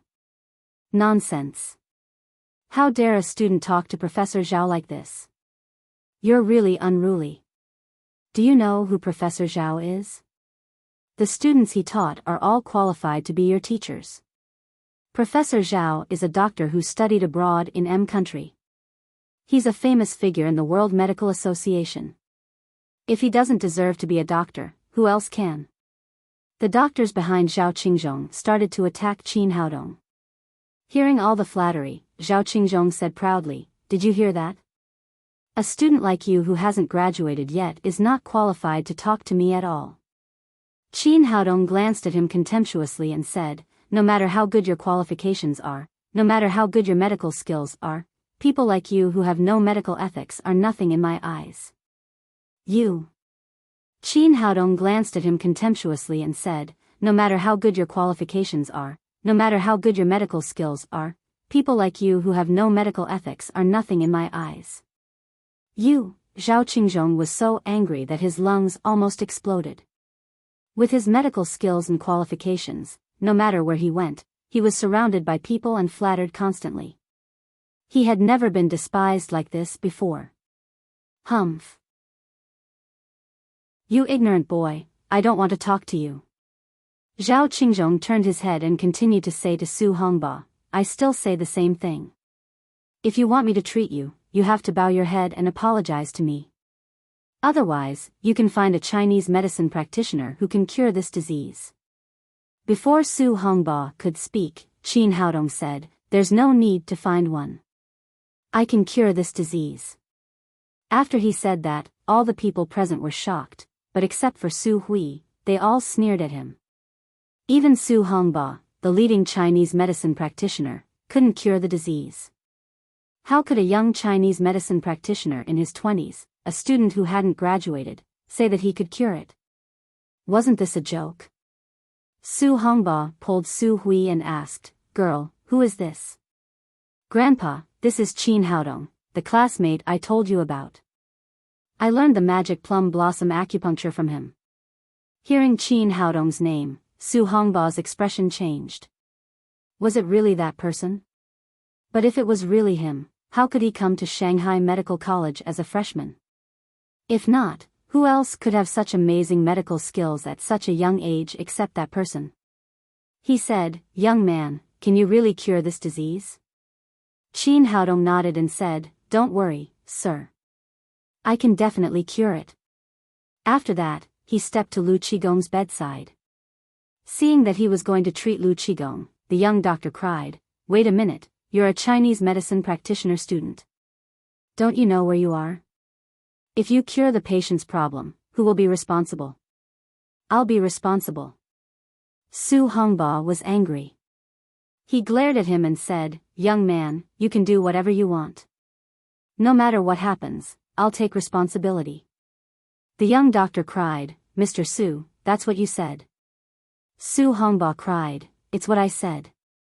From now on, whatever problem Mr. Lu has, it has nothing to do with your hospital. Zhao Qingzhong laughed and said, Old man Su, are you old and muddled or are you out of your mind? Even such a young boy believes it. Is this the legendary saying that people who are ill will turn to any doctor they can find? I think you'd better give up. Now bow your head to me and admit that traditional Chinese medicine is not good. I'll treat your in-laws immediately. Qin Haodong frowned and said to him, Do you think I can't cure Mr. Lu's disease? Zhao Qingzhong said with disdain, Is there a need to say that? Anyone would be able to see it. Qin Haodong said, In that case, do you dare to make a bet with me? Zhao Qingzhong said arrogantly, You don't deserve to bet with me. I don't think you dare, do you? Qin Haodong glanced at him and said, Let's not bet on anything else. If I cure Mr. Lu's disease, you apologize to Mr. Su and traditional Chinese medicine practitioners. You'll call Mr. Su your teacher in the future. Zhao Qingzhong said, What a big bet. What if you lose? Qin Haodong said, If I lose, I'll quit traditional Chinese medicine and make a statement admitting that traditional Chinese medicine is not as good as Western medicine. You're just a nobody. Who will read your statement? Zhao Qingzhong's expression became more and more disdainful. It's not that I don't dare to bet with you, but I'm not satisfied with your bet at all. Qin Haodong stepped in front of him and whispered a few words. Zhao Qingzhong's expression changed. He looked at him and said, Are you sure? Chapter 5:15. Qin Haodong said, Of course. Zhao Qingzhong said without hesitation, Well, I'll bet with you. Don't go back on your word. Seeing that he really agreed, the people around him were extremely surprised. Especially Su Hongba, he and Zhao Qingzhong were old rivals. He knew that this guy had always been proud and arrogant. He was afraid that he would not agree to bet with him. Why did he bet with Qin Haodong? What on earth did this young man say to him? Then it's a deal. Everyone is a witness. I'll start to treat Mr. Lu now. After Qin Haodong said that, he first took out a physique-improving pill and gave it to Lu Qigong. Then, he took out silver needles from his pocket and started acupuncture. In fact, these two methods were basically to deceive people. Lu Qigong did not have a cold or a cold. When he just entered the door, he had already been sure that the old man had a cold in his body. That was why the old man had a fever for a long time and the medicine didn't work at all. It seemed that there was something with a strong evil spirit in the ancient temple. Otherwise, the old man would not have become so ill all of a sudden. The best way to deal with this kind of evil spirit was to use the yin-yang mirror. Because of this great artifact, he dared to make such a big bet with Zhao Qingzhong. After entering the gold core stage, Qin Haodong was able to control the size of the yin-yang mirror. At this time, he had turned the yin-yang mirror into the size of a coin and held it in his palm. He quietly absorbed the evil spirit in Lu Qigong's body. The people around gathered around and watched. Zhao Qingzhong and the doctors and masters behind him all pursed their lips. They didn't take Qin Haodong's means seriously at all. In their opinion, it was impossible for traditional Chinese medicine to cure the disease that even Western medicine couldn't cure. Zhou Hongba also frowned. Although he didn't know what medicine Qin Haodong gave Lu Qigong, he could still understand this set of acupuncture. Wasn't this the rejuvenating acupuncture technique that Su Hui mentioned when she came back? It was not the magic plum blossom acupuncture technique. It was completely an ordinary acupuncture technique for massaging the blood. If this kind of acupuncture technique worked, Lu Qigong would not have to be hospitalized here. Seeing this, he couldn't help but worry for Qin Haodong. If he really lost the bet, not only Qin Haodong would lose face, but also the entire traditional Chinese medicine. Only Su Hui looked calm and her eyes were full of confidence. She had absolute trust in Qin Haodong now. Since Qin Haodong dared to bet, he must be 100% sure. 10 minutes later, Qin Haodong put away the silver needles and patted Lu Qigong's chest again, activating his qi and blood with green wood genuine qi. All right, old man, get up and go home for dinner. Are you kidding? If you can cure people like this, then our hospital will have no patients. Traditional Chinese medicine is indeed a scam. Who doesn't know how to use a pill to treat illnesses? What a disgrace. Young people really don't know their limits. They dare to accept any illness and dare to make any kind of bet. Look at this, they've made a fool of themselves. The people behind Zhao Qingzhong were holding back their strength, waiting for this moment to launch a group attack on Qin Haodong. Even Zhao Qingzhong's face flashed a touch of pride. He also thought that he had won this time. The so-called medical sage of Huaxia was just bragging. It turned out that Qin Haodong had just secretly told him his identity. It was because of the golden reputation of the medical sage of Huaxia that Zhao Qingzhong agreed to this bet. If he won, Qin Haodong would apologize to him on behalf of traditional Chinese medicine. It was undeniable that the golden reputation of the medical sage was still very influential. At that time, he would become the most famous Western medicine in Huaxia. But at this moment, Lu Qigong, who was in a coma, suddenly opened his eyes and then suddenly sat up from the bed. What's going on? Why am I here? He glanced at Su Hui and said, "Girl, I'm so thirsty. Do you have water?" "Yes, it's all prepared for you." Seeing that her grandfather finally woke up, Su Hui was overjoyed and hurried back to get water. The people around were shocked. What was going on? The old man was in a coma just now. Why did he suddenly wake up now? Could it be that this young man really cured his illness? The young doctor calmed down and reached out to touch Lu Qigong's head. Lu Qigong glared at him and said discontentedly, "What are you doing?" "Mr. Lu, don't worry. I'm your attending doctor. I just want to see if you still have a fever." "No. I don't. I know my own body. It's all healed now." Then he took the cold water from Su Hui and drank a big cup in one breath. The young doctor first touched Lu Qigong's forehead, then touched his neck. He changed several places in succession, and all of them changed from burning hot to cold. There was no sign of fever at all. How is this possible? He was the attending doctor. He was very clear about Lu Qigong's condition. Lu Qigong had a high fever of more than 39 degrees. How could he recover so quickly? Su Hongba also reached out to feel Lu Qigong's pulse. The messy pulse was gone and completely recovered. Lu Qigong shook off his hand and said, "Well, old Su, there's no need to feel my pulse. I'm fine." Su Hui said, "Grandpa, you scared us this time. You had a high fever. Grandpa couldn't cure your illness, nor could the doctors in the hospital. In the end, my classmate saved you." "Are you talking about this young man?" Lu Qigong took Qin Haodong's hand and said, "Young man, thank you." "You're welcome, Grandpa. This is what a doctor should do." Lu Qigong was a very cheerful old man. At this time, his body had completely recovered. He took Qin Haodong's hand and said, "Young man, have you eaten yet? Come to my house for a drink." "Old man, I want to thank you." "Wait a minute, Grandpa. There's something I need to deal with." Then Qin Haodong turned his head and grabbed Zhao Qingzhong, who was about to slip away quietly. He pointed to Su Hongba and said, "Call him teacher." Zhao Qingzhong almost choked to death by his own saliva. For so many years, he had been at odds with Su Hongba.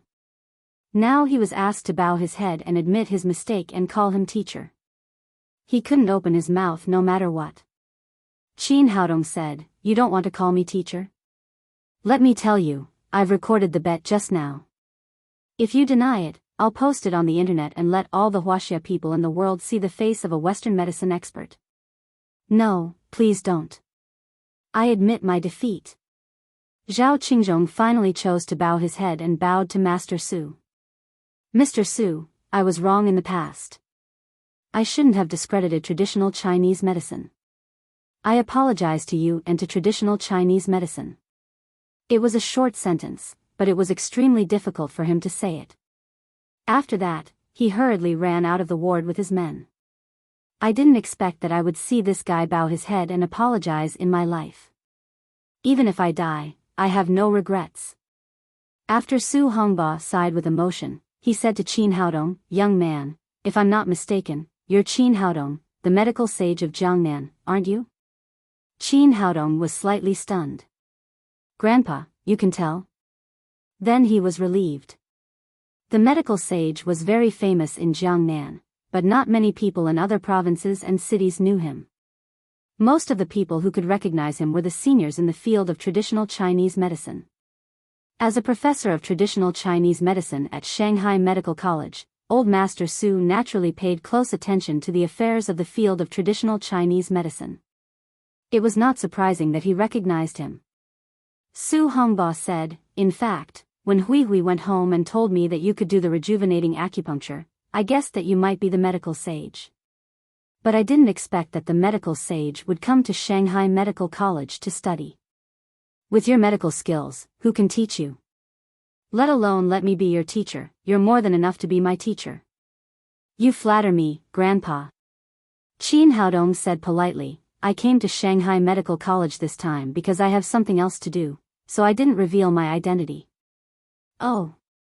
Su Hongba said, I know. You'll keep it a secret.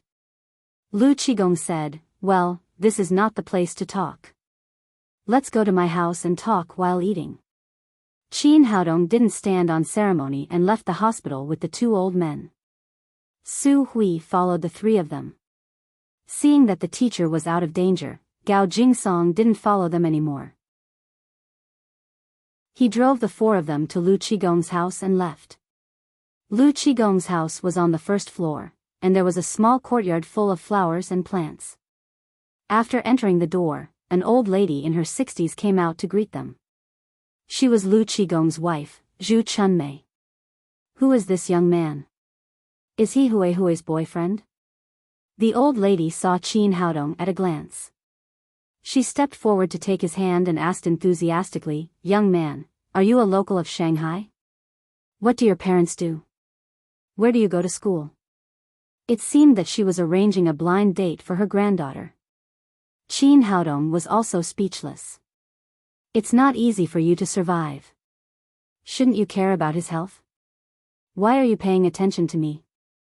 In fact, he misunderstood. Zhu Chunmei didn't know how serious the old man's illness was. She thought it was just a cold and he would be fine after going to the hospital for an injection. Su Hui didn't tell her about the high fever. In contrast, she was more concerned about her granddaughter's boyfriend. Su Hui finally couldn't calm down. She glanced at Qin Haodong and said with a red face, Grandma, what are you talking about? He's just my classmate. Good classmate. We know each other well and we have the same level of education.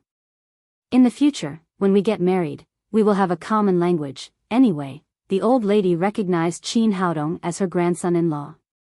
After entering the door, Zhu Chunmei had already prepared the meal and the family sat down. After eating, Su Hongba asked, Little Qin, I haven't had time to ask you yet. What's wrong with old Lu this time? How can it be so serious? And his pulse is in a mess. I can't see what the problem is at all. Qin Haodong said, Mr. Su, Mr. Lu is not sick this time, but Yin Qi has entered his body, so you can't see it from his pulse. If I'm not wrong, there must be something extremely evil in that ancient tomb. Mr. Lu is a little old and his yang qi is weak, so it's easy for him to be invaded by evil qi. Su Hongba said, I see. No wonder I can't see anything from his pulse. Fortunately, Hui invited you here this time. Otherwise, Lu Qingzhong wouldn't be able to cure this disease. Qin Haodong said, our ancient Chinese medicine is all about medical skills, martial arts and magic skills. It's to deal with this kind of situation. But now most of the magic skills and martial arts have been lost. Hearing the conversation of these people, Zhu Chunmei finally understood how serious her old man's illness was. He actually went to the gates of hell. She couldn't help but say with fear, "You old man, I told you to retire early and enjoy life at home, but you didn't agree. Now, you almost lost your old life." Su Hongba said, "That's enough, in-law. Don't mention the past. If old Lu survived this disaster, he will have a good fortune in the future. This time, we have to thank little Qin. If it weren't for him, none of us would have been able to cure old Lu's illness. Don't thank me. We'll be a family in the future." Zhu Chunmei took Qin Haodong's hand and said, "I didn't expect my grandson-in-law to be so capable. He's much better than you two old men." Chapter 5:16. Qin Haodong said to the stubborn old lady, "Grandma, you misunderstood me. Su Hui and I are just ordinary classmates." Zhu Chunmei said with a smile, "It doesn't matter, it doesn't matter. I started off as ordinary classmates with the old man. Slowly, we became extraordinary, and finally, we became a family." Qin Haodong was speechless. Did the old lady want to recognize him as her grandson-in-law, or did she not want to pay the medical fee? As soon as he thought of this, Su Hongba said half-jokingly, "Little Qin, I think this is a good suggestion. Old Lu has spent some money on antiques these years. His family is very poor, and he has no money to pay for your treatment. Why don't I pay you for my granddaughter?" "Grandpa, what are you talking about? I'm not a coin. How can I use it as a consultation fee?" Su Hui glanced at Qin Haodong shyly. It was the first time for her to act like a shy little girl. Ever since she knew that Qin Haodong was the medical sage, there had been a subtle change in her heart. As the heir of a traditional Chinese medicine family, Su Hui had always regarded the medical sage as her idol. She admired his medical skills and medical ethics. In particular, the advent of the blood revival elixir had not only made an amazing breakthrough in medical skills, but it had also completely cured leukemia patients in all of Huaxia. Moreover, it had been sold at zero profit, which made her even more crazy about the title of medical sage. She hadn't recognized that Qin Haodong was the medical sage before, because Qin Haodong would use a little illusion on his face when he appeared on the screen. It looked very similar, but it was difficult for ordinary people to recognize it. In addition, he had the same mentality as Su Hongba. He felt that it was impossible for a dignified medical sage to come to Shanghai Medical College to study, so he didn't think about it at all. He only felt that this was a classmate with amazing medical skills. His intention was very simple, which was to improve his medical skills. But now it was different. She knew Qin Haodong's identity. It was a strange feeling. Every time she saw his handsome face, her heart would beat faster uncontrollably. Qin Haodong didn't know Su Hui's complicated feelings.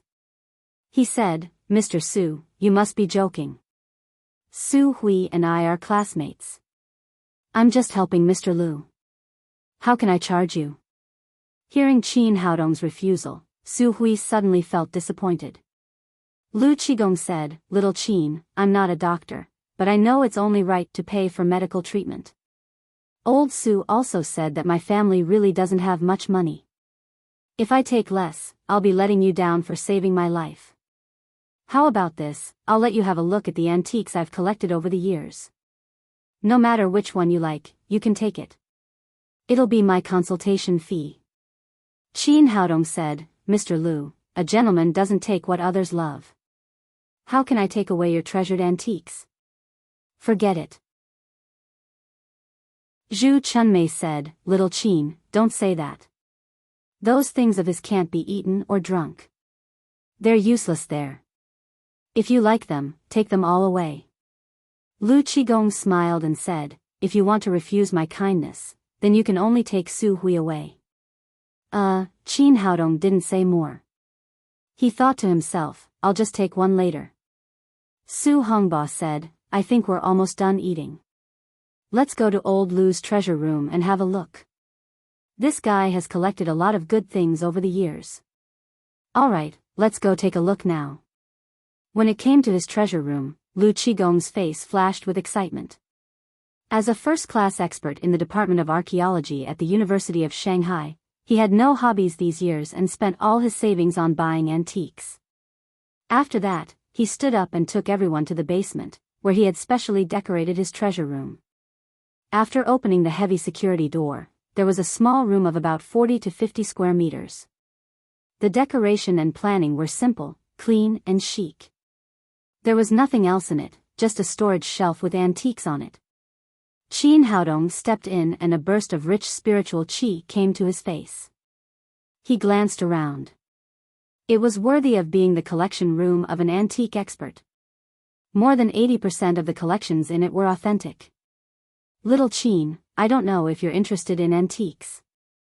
Take a look at these things I've collected. After entering the treasure room, Lu Qigong seemed to have entered his own field. He suddenly became dozens of years younger. He pointed to the products on the storage shelf and kept introducing them. This is porcelain unearthed in the Song dynasty. Look at the pattern. It's made in the Guan kiln.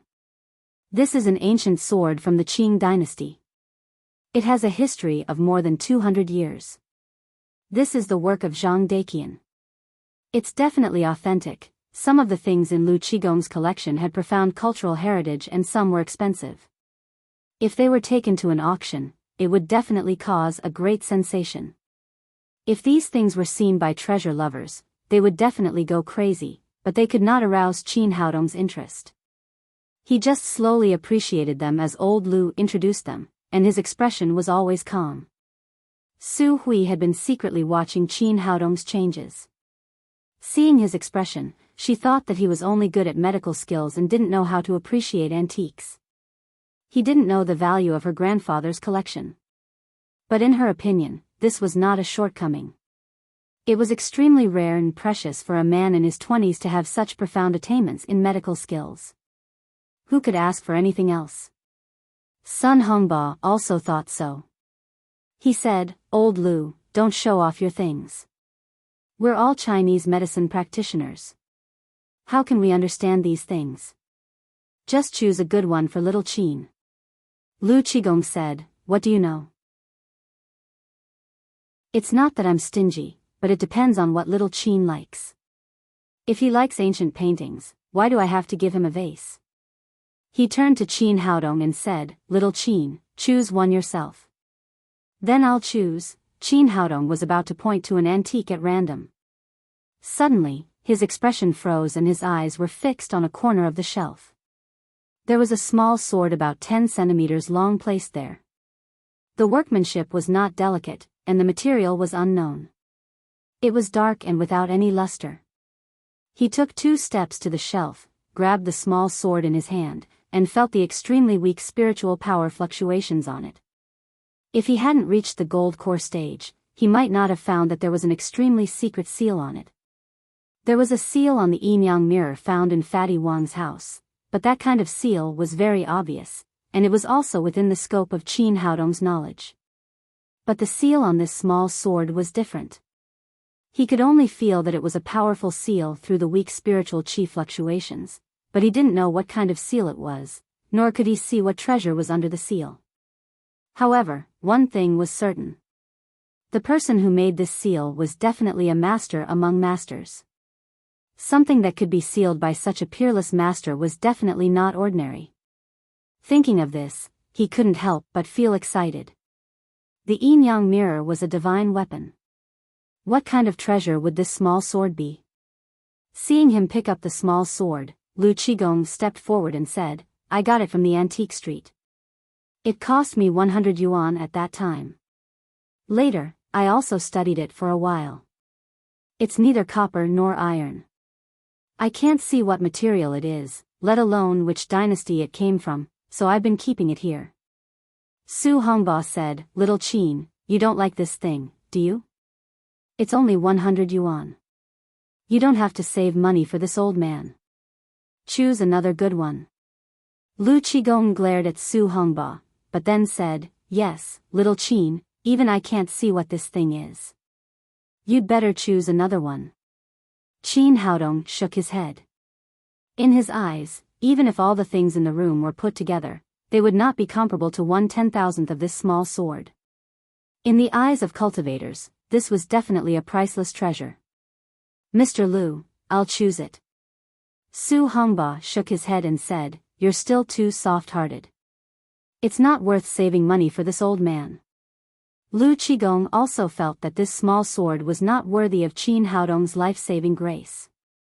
He said, little Qin, this thing is really worthless. Why don't you choose another one? Qin Haodong said, no, Mr. Liu. I want it.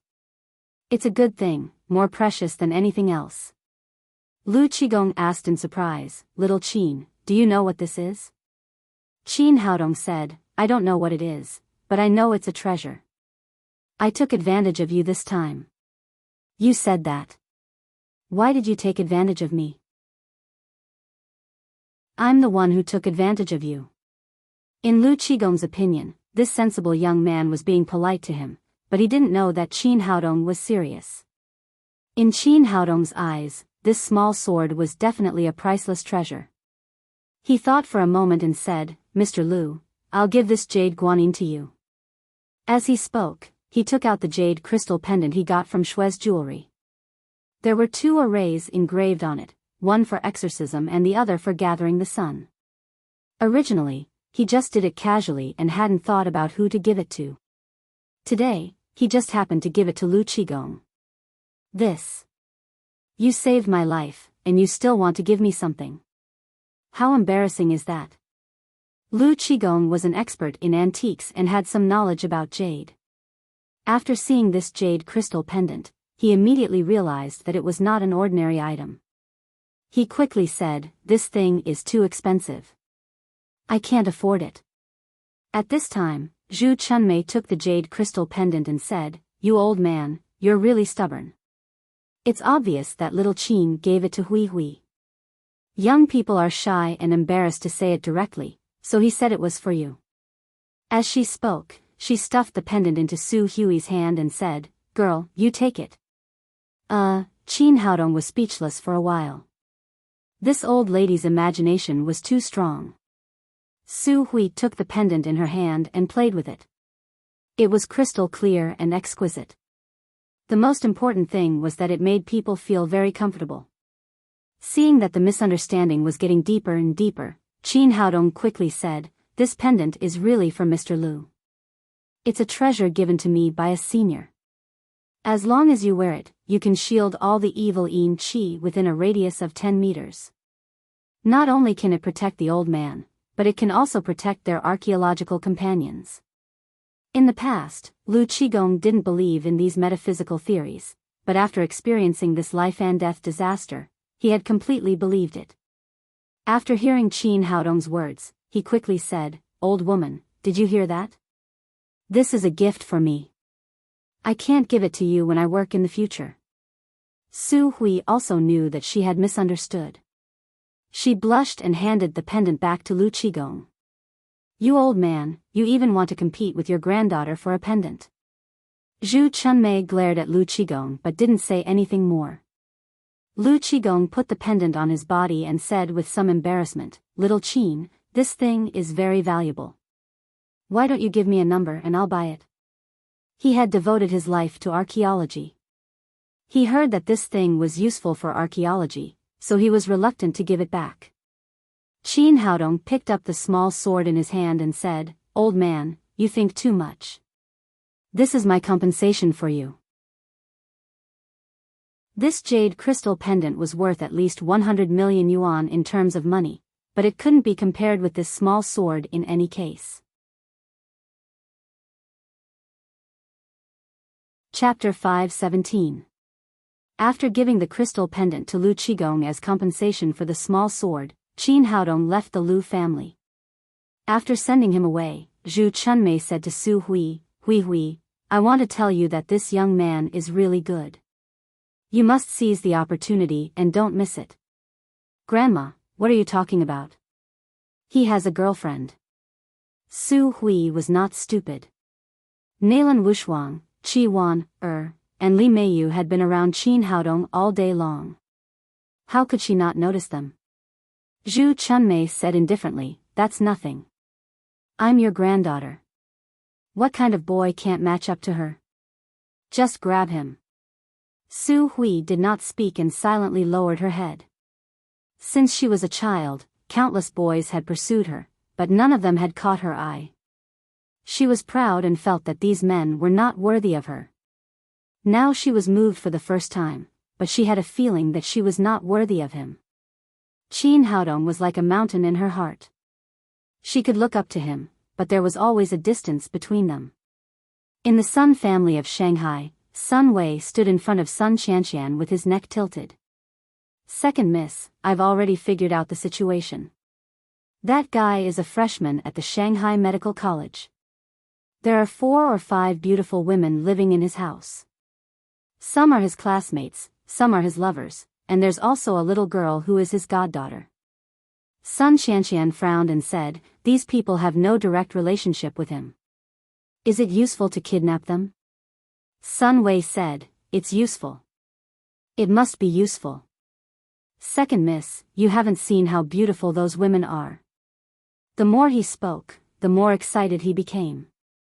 He had seen Nalan Wushuang and the others go out this morning. He had swallowed his saliva many times when he thought of the beautiful appearances of these women. However, he saw that Sun Qianqian's face was getting uglier and uglier, so he quickly said, of course, although these women are beautiful, they are still a little worse than Second Mississippi. After that, he secretly said in his heart, God, forgive me. I lied again. Sun Qianqian's expression eased a little and she said, since you think it's possible, then find a suitable opportunity to do it. Sun Wei said, I've been sending people to keep an eye on him. Just now, that guy left with a girl and didn't go home. We can do it now. Sun Qianqian said, go. You must do it cleanly. Don't leave any trouble behind.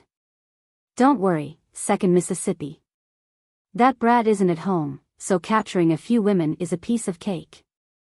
As long as we capture him as a hostage, he will obediently return the building to us. Then Sun Wei called more than 20 people with guns and drove straight to Qin Haodong's villa. Big brother, what are we going to do this time? Don't tell me he's still going to look for trouble with that kid? The one who asked the question was a bodyguard with a mustache. He was really scared by Qin Haodong. Thinking about it now, he felt a chill on his back. Look at you. Follow me, Brother Wei. What's there to be afraid of? Sun Wei raised his hand and slapped the bearded bodyguard's head. The man with the mustache felt extremely wronged. He thought to himself, you've already been turned into a bear by him, so why are you still pretending? Sun Wei added, but don't worry. We're not going to attack Qin Haodong this time. We're going to capture his woman. Hearing that they were not going to face Qin Haodong directly, these people secretly breathed a sigh of relief. Sun Wei said, let me tell you, that kid's women are all top-notch. They're even more beautiful than international models. As long as you can see or touch them, it's your lifetime's worth of good fortune. Hearing that there were beautiful women, these bodyguards immediately became excited. They all rubbed their fists and were waiting to show off their skills. At Qin Haodong's house, everyone was bored after dinner. At the suggestion of the little fellow, everyone changed into swimsuits and went to play in the pool. With the beautiful and lovely little fellow, the atmosphere at home was much more cheerful. From time to time, there were bursts of laughter coming from the pool. Sun Wei took his men to the door of Qin Haodong's house and asked the bodyguard who was guarding there. After confirming that Qin Haodong had not returned, he immediately rushed in with his men. When they came to the swimming pool and saw the faces of Lin Momo, Nalan Wushuang, and the others in the pool, they all stood there like wooden chickens, drooling. Bikinis, long legs, sexy figures, beautiful faces, young women, queens, school girls, sexy, pure and hot. This was simply a concentration camp of beautiful women. They could not imagine why there were so many super beautiful women in Qin Haodong's house. The little fellow was the first to find these intruders. She pointed at Sun Wei and the others and shouted, Mama, look, there are bad guys. Everyone stopped and then they found Sun Wei and the bodyguards behind him. There were so many uninvited guests in the house all of a sudden. It was obvious that they were up to no good. Li Meiyu and Jia Shihan were shocked, but Nalan Wushuang, Qi Wan, and the others did not care. Lin Momo glanced at these people. She was now an expert at the third level of the supreme power realm, so she did not take these people seriously. She asked coldly, "Who are you? Don't you know that this is a private house and it's illegal to come in at will?" Sun Wei came to his senses, wiped the saliva from the corner of his mouth, and shouted arrogantly, "Illegal? I'm here to take people away. Come out, all of you. It'll be bad if you wait for me to take action." Lin Momo was about to get angry, but Qi Wan came to her side and said, "Sister, it's boring to stay here. Let me handle these guys." After that, she swayed her sexy body and walked out of the pool. She pretended to be shy and timid, and said to Sun Wei, "Brother, don't scare me. I'm very timid." Sun Wei swallowed hard again and said, "As long as you follow us obediently, there will be no trouble." As he spoke, his eyes kept wandering around the women's bodies. With so many beautiful women, it would be great to get any one of them in bed. Qi Wan walked in front of him and said in a sweet voice, "Brother, but I'm still afraid." Sun Wei was almost blinded by her white and tender skin. He said lewdly, "I'm here, don't be afraid. It's because you're here that I'm afraid. You're too ugly." Sun Wei was stunned. Before he could come to his senses, Qi Wan had already slapped his face. "Does your mother know that you look like a bear? And your neck is crooked? Is it convenient for others to slap you?" After a few slaps, Qi Wan kicked Sun Wei's lower abdomen and directly kicked him into the swimming pool. However, this guy didn't know how to swim. He almost choked to death before he could catch his breath. The other bodyguards were looking at the beauties. They didn't expect that the delicate woman in front of them would be so violent and hit them. Several bodyguards with guns hurriedly reached for their waists. But before they could take out their guns, Nalan Wushuang and Lin Momo also took action.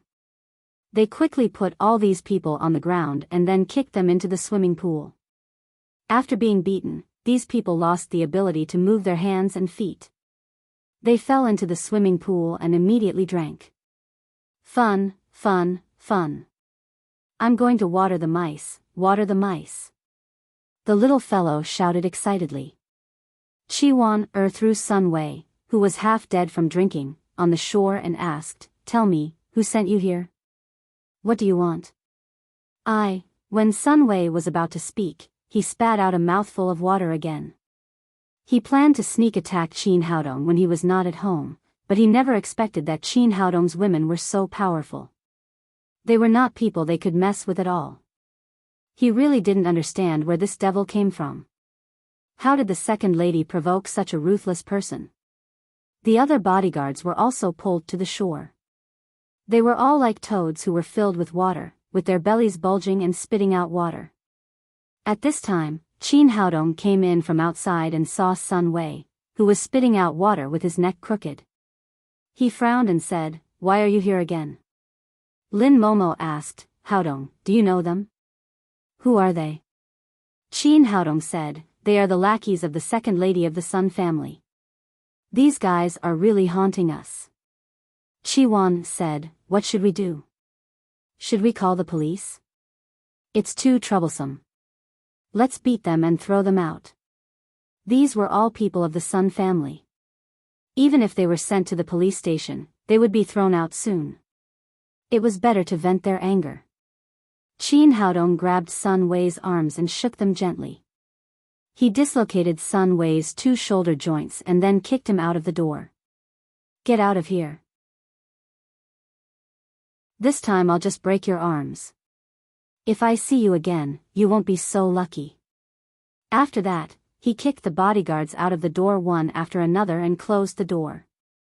Sun Wei crawled up from the ground and ran back with his men. Qin Haodong said goodbye to Lin Momo and the little fellow and then hurried back to his room. He was eager to figure out what this small sword was. After closing the door, he took the small sword in his palm and played with it for a long time, but he still couldn't find a clue. The black seal covering the small sword was very strange.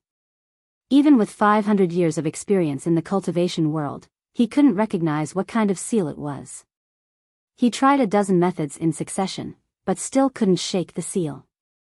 If he couldn't unlock the seal, he couldn't crack the secret of the small sword, which made Qin Haodong feel helpless. He held the small sword in his palm, slowly closed his eyes, and used his spirit to feel the seal. Darkness, unbreakable, powerful, and gloomy. This was the feeling that the seal gave his spirit. What should I do? Since he couldn't find a way to unlock the seal, he would try to break it by force. He made several reinforcement formations in the room, then took out the 1,000 blades and slashed at the seal outside the small sword. With a crisp sound, the small sword was still the same. There was no change, and the weird seal didn't even fluctuate. On the blade of the 1,000 blades, there was a rice grain-sized gap. Although the 1,000 blades was not a magic weapon, it was absolutely sharp. Qin Haodong didn't expect it to be damaged so quickly. However, it could also be seen that this small sword was definitely not an ordinary weapon. It could hurt the 1,000 blades when it was passively defending. How powerful would it be if it faced it head-on? Thinking of this, Qin Haodong's heart became more and more itchy. So far, he hadn't had a good weapon. If he could unlock the weird seal, it was very likely that he would get a magic weapon. Since violence didn't work, he would try other methods. Using water wouldn't work, so he would try using fire. Thinking of fire, Qin Haodong suddenly thought of something. Suddenly, a thought occurred to him. His daughter's phoenix fire could burn anything, and it was the nemesis of all kinds of dark magic techniques. The weird seal obviously had a dark attribute. Maybe the little fellow could unlock it. Thinking of this, he immediately rushed out excitedly and took the little fellow out of the pool. The little fellow said, "Papa, I haven't played enough. Why did you bring me back?" Chapter 5:18. I'll play with the aunties later. I need to do Daddy a favor now. Qin Haodong said and took the little fellow to the basement. This was the alchemy room he had planned before, and the room was surrounded by a defensive formation. Putting down the little fellow, he took out the alchemy furnace and threw the little sword into the furnace. The little fellow asked curiously, "Papa, what are you doing?" Qin Haodong said, "Tang Tang, you just need to spit fire into the furnace like alchemy." "Okay, Papa, I haven't played alchemy with you for a long time. You're not at home, and Mama won't let me spit fire. Now I can finally have a good time." After that, the little fellow opened her mouth excitedly, and a line of fire rushed directly into the furnace. From the outside, the flame of the phoenix fire seemed to be much more restrained than before, turning from a pillar of fire into a line of fire. However, Qin Haodong could feel that this line of fire contained extremely powerful energy, and it was much more wonderful than before. His daughter was indeed a phoenix. In such a short time, the flame had made great progress. After the phoenix fire rushed into the furnace, the little sword, which had been lying at the bottom of the furnace, suddenly jumped up as if it were alive, as if it wanted to stay away from the hot flame.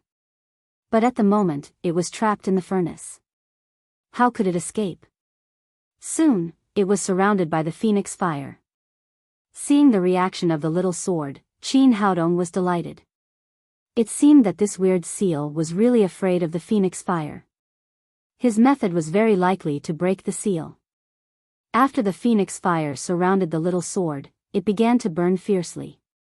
A cloud of black chi rose from the sword and began to fight against the flame of the phoenix fire. But the phoenix fire was not an ordinary flame. It was extremely hot. Soon the black chi was slowly suppressed and gradually shrank to the surface of the sword in the burning flame. Qin Haodong said to the little fellow, "Tang Tang, add more fire." "Okay, Papa." The little fellow agreed and spat out a cloud of strong phoenix fire into the furnace again. This time, the black chi finally couldn't stand it anymore. It began to dissipate and let out a miserable cry. About 5 minutes later, the black gas was gradually burned out by the phoenix fire. Then, there was a slight cracking sound, and the seal broke. Immediately after, a dragon's roar sounded, and a golden ancient sword appeared in the alchemy furnace. Success, there is indeed a hidden treasure. Qin Haodong hurriedly asked the little fellow to put away the flame, and then opened the furnace. The spiritual ancient sword flew out of the furnace and landed in front of Qin Haodong. Tang Tang, go play with Mom and the others. Qin Haodong let the little fellow out of the basement, and then reached out to hold the ancient sword in his hand, carefully examining it. The sword was about 3 feet long, and the hilt was 1 foot long. It looked very simple and unadorned, and it exuded a powerful pressure. One side of the sword was engraved with the sun, moon, and stars, while the other side was engraved with mountains, rivers, grass, and trees. The hilt of the sword was engraved with 2 ancient characters, Xianyuan. Qin Haodong was overjoyed. It turned out to be the most famous Xianyuan sword in Huaxia. According to legend, the Xianyuan sword was the sword of the Yellow Emperor, the sword of the Emperor. It was also the sword of the divine Tao, containing boundless power. It was a sword used to slay demons and exterminate devils. It was forged by the first mountain's copper, forged by the Yellow Emperor. In Chinese legends, the Yellow Emperor used this sword to cut off Qiu's head when he fought him. Later, the Yellow Emperor ascended to heaven with 3,000 women, and the sword was lost. Qin Haodong didn't expect that it would sit in his hand today. At this moment, a light rose from the sword and finally turned into a middle-aged man in midair. The man put his hands behind his back and was dressed in cyan clothes. Although he was only a remnant soul, Qin Haodong could still feel his powerful momentum. Young man, from now on, you are the owner of the Xianyuan sword. Since you have my Xianyuan sword, you have to shoulder the responsibility of protecting Huaxia in the future. Don't let the divine sword down and let the alien race invade our land. After that, the remnant soul began to slowly dissipate. Senior, Qin Haodong still had many questions to ask, but the figure of the middle-aged man had disappeared into the air. He sighed. It seemed that the Xianyuan sword had been sealed for too long. The divine sense left by the Yellow Emperor was seriously eroded, and could only leave such a simple message. Although he was surprised to get the divine sword, he also had many questions in his mind. Didn't the legendary Yellow Emperor Xianyuan ascend to heaven? Why was the Xianyuan sword sealed?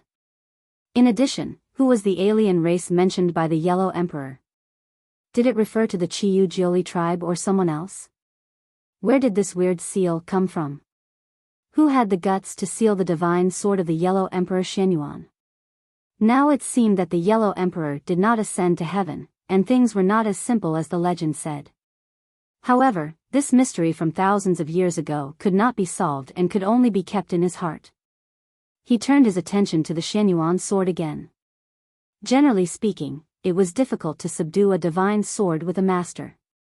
But now that the Yellow Emperor Xianyuan had completely erased his divine sense from the sword, it became a sword without a master, which was much simpler.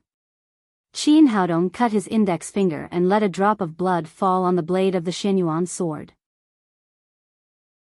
The blood was immediately absorbed by the Xianyuan sword, like water falling on sand, and soon disappeared. Then the Xianyuan sword made a soft sound, and the sword body shone with golden light. It suddenly shot toward Qin Haodong's forehead. Qin Haodong did not dodge. The Xianyuan sword disappeared from his mud-pill palace, and then a small golden sword appeared in his soul sense sea. It was the Xianyuan sword. It turned out that the famous Xianyuan sword was not an ordinary sword, but a cultivator's flying sword. With a thought, the Xianyuan sword appeared in front of Qin Haodong's forehead. He raised his hand and pointed at the wall. The Xianyuan sword suddenly disappeared and instantly pierced a hole in the wall. It was invincible and could travel thousands of miles in an instant.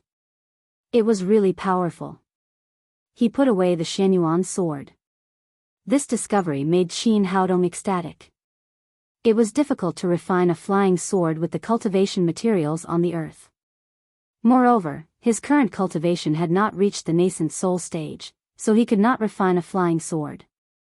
But today, he accidentally picked up a ready-made sword without a master, which suddenly improved his combat effectiveness by a level. With the Xianyuan sword as his trump card, he could easily kill a master at the middle stage of the Gold Core realm. In other words, even if he met a master at the 6th level of the Supreme Power realm, he could kill him with one sword. It was a pity that he had not reached the nascent soul stage yet. Otherwise, he could step on a flying sword and travel around the world. At that time, he would not be able to find an opponent on the whole earth. When he walked out of the basement, the girls had already left the swimming pool and returned to the hall of the villa. Nalan Wushuang and Qi Wan were playing games with the little fellow. Jia Shihan and Li Meiyu were sitting on the sofa watching TV. Qin Haodong asked, "Tang Tang, where's your mother?" The little fellow said, "Mom said she had work to do. She's in her room. You play. I'll go and see Mom." After Qin Haodong said that, he pinched Tang Tang's cheek affectionately. Fortunately, the little fellow was here today. Otherwise, he would not have been able to get the Xianyuan sword. He quietly went to Lin Momo's room. Lin Momo was concentrating on writing something on the paper. She did not notice his arrival at all. Qin Haodong quietly went behind Lin Momo. He suddenly stretched out his hands and held her in his arms. Then, he kissed her hard. Lin Momo's whole body tightened at first. When she realized that it was Qin Haodong, she relaxed. She stretched out her arms and held his neck, letting his two big hands attack her body.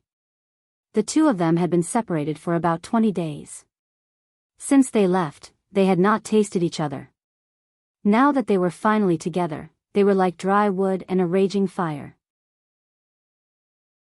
After a long time, Lin Momo panted and pushed Qin Haodong's big hands away. She said weakly, "There are still a lot of people outside. Don't mess around." Qin Haodong also knew that it was not the time to relieve the pain of lovesickness. He could only kiss Lin Momo's red lips gently, and then reluctantly separated from her. "How's it going today?" Lin Momo tidied up her messy clothes and said, "It's going well. Half of the people of the group have arrived. The other half and Saber will arrive today. The registration procedures have been completed today. The decoration company has already moved in and started the decoration. According to the plan, it is expected to officially open in 10 days. Qin Haodong said, "Good. It's very efficient. When we finish the business of Lin's group, we will start to work on Tangmen Pharmaceutical." Lin Momo said with some worry, "Haodong, do you think it's possible to open Lin's jewelry opposite Shue's jewelry? It's a bit stressful." Qin Haodong smiled slightly. "As long as Lin's jewelry enters Shanghai, we will be standing opposite Shue's jewelry. No matter where you open it, we will still be enemies. It's better to open it face to face. And I have already gone to see Shue's jewelry. The overall feeling I have is that it is luxurious on the outside, but rotten on the inside. Although it is very famous, the internal management is chaotic, and the quality of the products is not high. Especially the jade products, the price of the same level is double that of Lin's group. The management can't keep up, and there is no price advantage. In the end, Lin's group will win." Hearing Qin Haodong's words, Lin Momo was much more confident. "Haodong, it's great to have you. If it weren't for you, I really don't know when I could lead Lin's group to Shanghai." "Then how are you going to thank me?" Qin Haodong said with a smirk on his face. He was a little tempted again. At this moment, there was a rush of footsteps outside the door. "Papa, I'm here. I'm sleepy and want to sleep." The little fellow pushed the door open and entered. Qin Haodong picked her up, turned her around a few times, and put her on the bed. He said, "Sleep if you're sleepy." The little fellow took his hand and said, "Papa, I want you to sleep with me, just like when we were at home." Qin Haodong said, "Tang Tang, be good. Papa has something to do. It will be a while before I can come to accompany you and Mama." After comforting the little fellow, he left Lin Momo's room. At this time, the TV in the living room had been turned off, and the living room was silent. Everyone went back to their rooms to sleep. Qin Haodong returned to his room and opened the door. He was shocked to see Li Meiyu in a pink spaghetti-strap nightgown sitting at the head of his bed. Her smooth long legs on the bed exuded a tempting luster. He looked at the decoration of the room and made sure that he had not gone to the wrong place. He asked, "Why are you in my room?" Li Meiyu said with a sullen face, "I haven't asked you yet. Where have you been?" Qin Haodong said, "I went to Sister Lin's room to talk about something." "Talk about what?" Li Meiyu stood up and came to him. She stared into his eyes and asked, "What else can we talk about?" "It's about the Sun family's building." Li Meiyu said, "Why do I feel that the relationship between you is not normal? Sister Momo looks at you differently. Is there something you're hiding from me?" Qin Haodong said with a smile, "You're overthinking it. I'm too handsome. Don't you find that Sister Wushuang and Wan look at me differently?" Li Meiyu thought it was true. Then she asked, "When are you going to start chasing me?" Chapter 519. Qin Haodong was a little confused. "Pursue you?" "Yes, you said you wanted to pursue me. When will you start?" Qin Haodong didn't expect the little girl to ask such a question. He was stunned for a moment and then said, "Yes. Yes, I said that. Haven't I already started to pursue you? When did you start? Why didn't I know? I invited you to live in my house. If I didn't pursue you, why would I invite you? That doesn't count." Li Meiyu said discontentedly, "There are 5 big and 1 small beauties living in your house. How can it prove that you are pursuing me?" This question really puzzled the medical sage. From the bottom of his heart, he didn't want to pursue Li Meiyu. It was just for the convenience of completing the task of protecting her. Then what do you think is a pursuit? Do you need me to teach you how to pursue a girl? I don't care. Anyway, from tomorrow on, you will pursue me. If you are not satisfied, I will find someone else." After saying that, Li Meiyu walked out angrily and slammed the door. Qin Haodong patted his forehead. Why did this little girl become so serious? He turned around and said to the window, "Come in. Don't hide." He. "How did you know I was coming?" As soon as he finished speaking, the window opened. First, a snow-white and smooth long leg came in from the outside, and then Qi Wan jumped in from the outside. She stepped forward and put her arms around Qin Haodong's neck. She patted his cheek and said in an accusatory tone, "As a bodyguard, you're really going to steal the girl you're supposed to protect as a bodyguard." It turned out that she had been hiding outside for a long time. She had been watching the show and clearly heard the conversation between the two. "It's all because of you two. Why do you want me to be a bodyguard? If I don't trick her into coming to my house, who will guard outside the dormitory 24 hours a day?" Qin Haodong complained, "You two came to Shanghai without telling me. If I had known that you would come to complete the task together, I wouldn't have had to lie." "Is it a lie? I think it looks like it's a real show." Qi Wan said, "You are really a playboy. You have only been in Shanghai for a few days and you have already attracted so many women. How can I rest assured? Do you think I want to? I really don't have much freedom as a bodyguard. I'll go back and tell Sister Wushuang later to adjust my appearance fee to 10 million a day. Otherwise, it's not worth it." Qi Wan curled her lips and said, "Do you think the bodyguard task is delaying you from hitting on Miss Zhou? With such a beautiful and sexy young lady of the Qi family by my side, how could I have the mood to look at the young lady of the Zhou family?" Qin Haodong looked at Qi Weiner up and down. "You came to my room dressed so sexily tonight. Are you trying to seduce me and make a mistake?"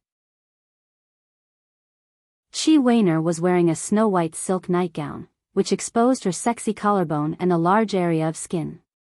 The bottom part could barely cover her buttocks. The most important thing was that it was a vacuum inside, and the looming feeling was simply captivating. Shi Wan-er threw herself into his arms and hugged his neck tightly. She said in a sweet voice, "Then do it. Do you dare?" "Well, you win." "I don't dare." Qin Haodong licked his lips and asked, "Why did you come to my room in the middle of the night? We meet every day, but I have to pretend to be a stranger. I can't even talk to you properly. I don't like this feeling very much. Sister Nalan went to take a bath just now, so I secretly came to see you. I'm your girlfriend." While speaking, Qi Weiner's body was closer to him. Under the strong pressure, the two hemispheres of her chest rose high. Her pretty face was also close to his face, and her breath was like orchids. Just in Lin Momo's room, Qin Haodong had been ignited in his body. It was not easy to suppress it, but now it was aroused again. He smiled bitterly and said, "You little girl, don't play with fire, okay? I'll play with it. What do you think?" Then, Qi Weiner kissed him fiercely. After a long time, they separated. Qin Haodong gasped and said, "If you keep doing this, it's easy to draw fire to yourself. Burn me if you can."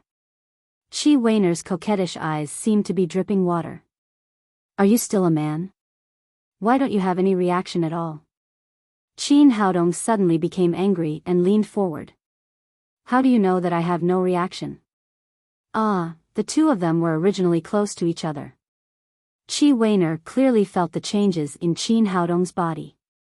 Her cheeks suddenly turned red, and she reached out and patted there. Rogue. Oh, this time, she used a little more strength. Qin Haodong bent down with a painful face. Qi Weiner was shocked. She quickly supported him and asked, "What's wrong?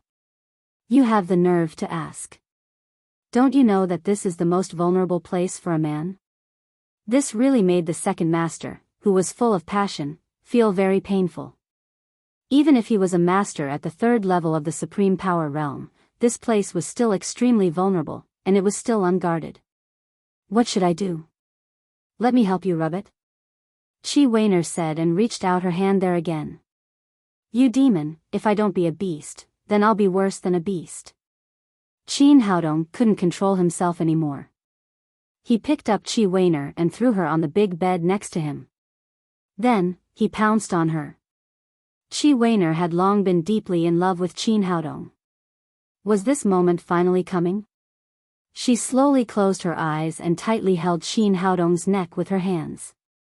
Just when the conditions were right, a series of knocks came from the door. "Open the door. Open the door." The two of them, who were full of passion, suddenly separated as if they had been electrocuted. They looked at each other and Qin Haodong whispered, "It's Li Meiyu. Why is this girl back again? It's all your fault. You flirt with other girls everywhere."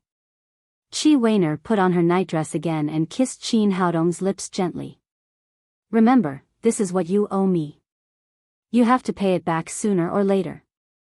After that, she jumped out of the window and returned to her room along the wall like a dexterous gecko in the night.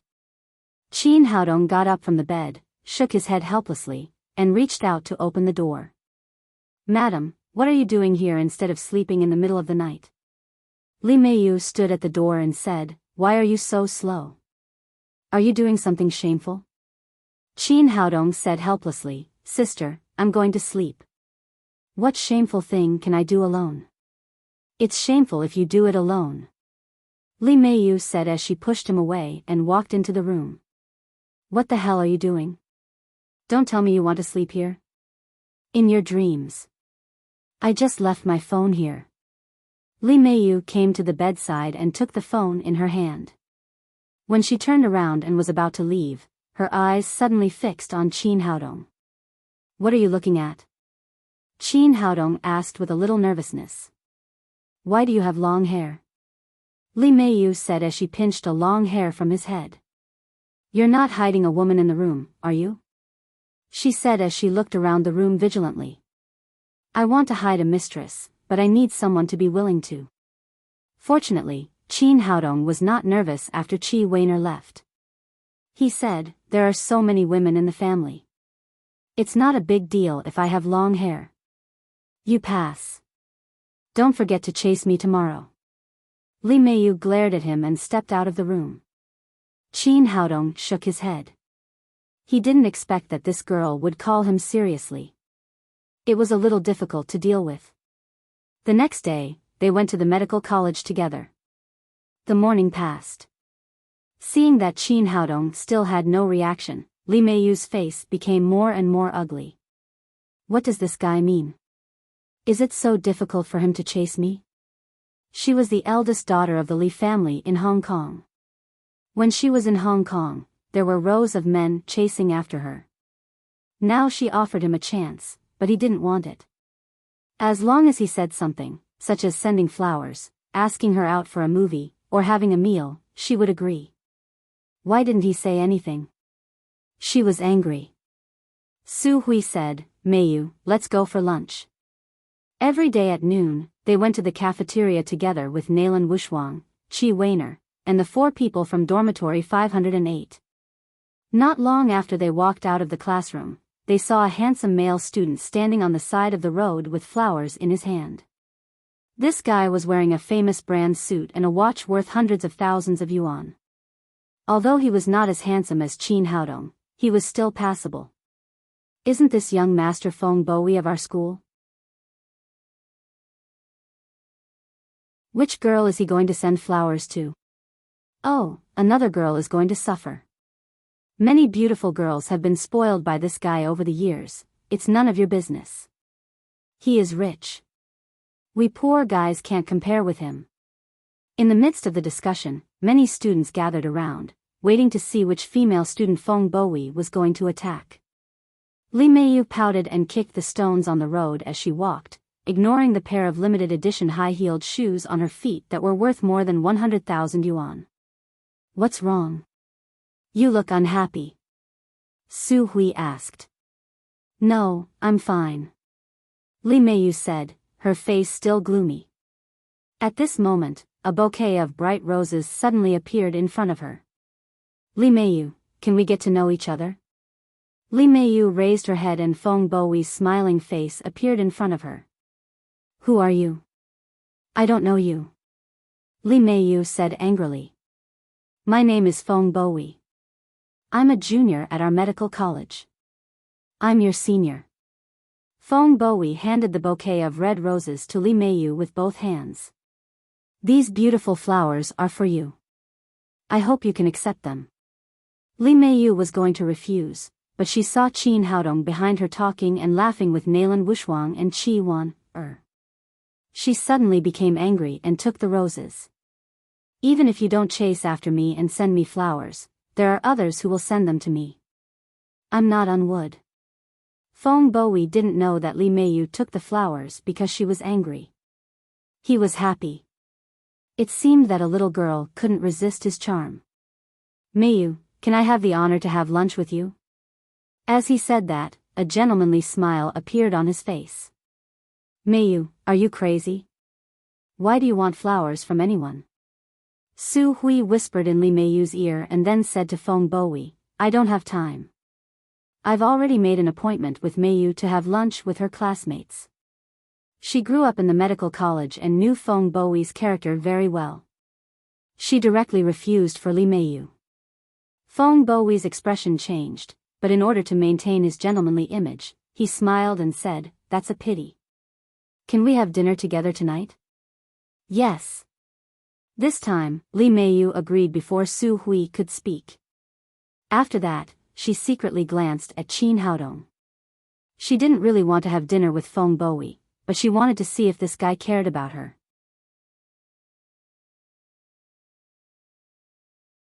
Chapter 520. However, she was disappointed. Although Qin Haodong stopped, he was still talking to Naylan Wushuang and did not pay much attention to her. Seeing that Lee Meiyu really agreed, Feng Bowie was overjoyed and said, Well, I'll wait for you at the school gate after school today. See you there.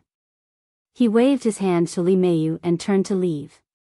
At this moment, he was overjoyed. Although he had slept with countless women over the years, it was the first time that he had slept with such a wonderful girl. He had thought that he would have to pursue her several times, but he did not expect that he would succeed so easily. It's over. Another little sheep has fallen into the wolf's mouth. It's a pity that such a beautiful girl is going to be defiled. Nowadays, the rich are the masters. All the good cabbages are taken by pigs. The students gathered around also dispersed and walked to the cafeteria in front. Su Hui said, Meiyu, how can you agree with him so casually? Do you know him? Li Meiyu said, he is very handsome. Why can't I go since he invited me? After that, she glanced at Qin Haodong again. Su Hui was very smart. How could she not see through Li Meiyu's thoughts? She could not help sighing in her heart. It seemed that she was not the only girl who liked him. At this time, Qin Haodong came over and asked, what's wrong? Who was that just now? Su Hui said, his name is Feng Bowie. He is a famous playboy in our medical college. He changes girlfriends faster than he changes clothes. He just sent flowers to Meiyu and Meiyu also promised to have dinner with him tonight. Well, let's go to dinner first. Qin Haodong grabbed the bouquet of roses worth thousands of yuan from Li Meiyu's arms and threw it into the trash can next to him. Hey, why did you throw away my flowers? Although Li Meiyu complained, she was very happy in her heart. It seemed that this guy still cared about her. Qin Haodong did not explain and directly took her into the cafeteria. Go home tonight and don't go out with that guy. Li Meiyu said, why do you care about me? Who are you to me? She thought that as long as Qin Haodong said, I'm your boyfriend and you have to listen to me, she would not go and stand Feng Bowie up. But the result disappointed her. Qin Haodong said, that guy is up to no good. It's not safe for you to go there. I don't care. Whether I'm safe or not has nothing to do with you. Li Meiyu shook off Qin Haodong's hand and went into the cafeteria.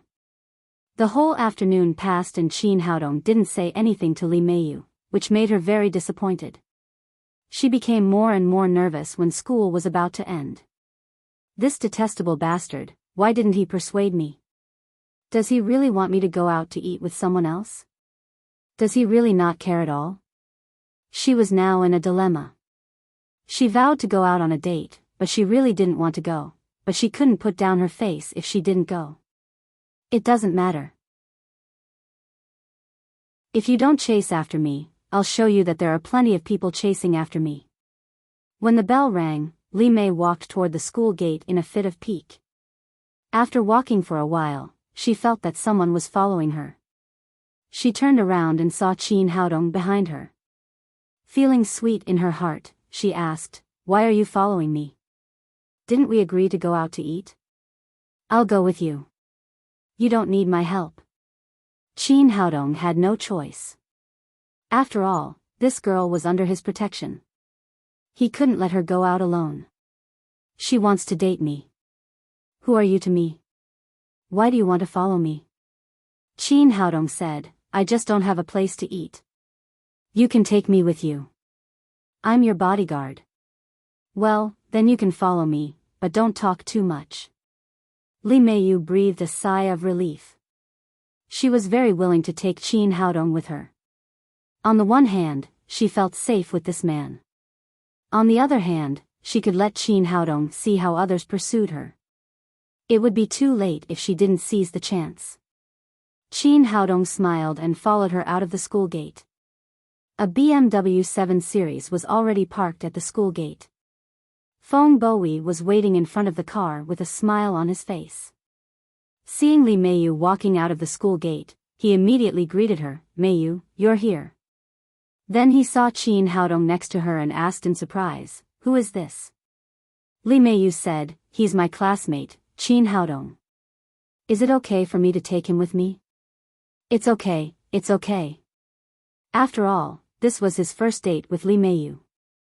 It was normal for her to take someone with her. Besides, this guy looked like a bumpkin at first glance. He would get rid of him later. Then he turned around and opened the car door. He originally wanted Li Meiyu to sit in the passenger seat, but he didn't expect that Qin Haodong would sit in the back seat and Li Meiyu would sit in the back seat. Feng Bowie glared at him fiercely. He suppressed the anger in his heart and drove to the front of a 5-star hotel. After parking the car, he walked into the hotel lobby with Qin Haodong. The lobby manager trotted to Feng Bowie and said with a flattering face, "Young master, you're here." Feng Bowie nodded and turned to Li Meiyu and said, "This 5-star hotel is the property of our Feng family. You can order whatever you want later. Our chefs are all national super chefs. Their skills are very good." Originally, he wanted to show off his wealth and superiority. Later, this little girl would naturally throw herself into his arms. But the result disappointed him. Both Li Meiyu and Qin Haodong reacted very calmly, as if neither of them took this 5-star hotel seriously. It must be because they had never been to a 5-star hotel and didn't know what it meant. Feng Bowie gave himself an answer and then said to the manager, "Are all my friends here?" "They're all here. They've already arrived in the private room. They're waiting for you, young master," the manager said as he led the 3 of them into a super luxurious private room.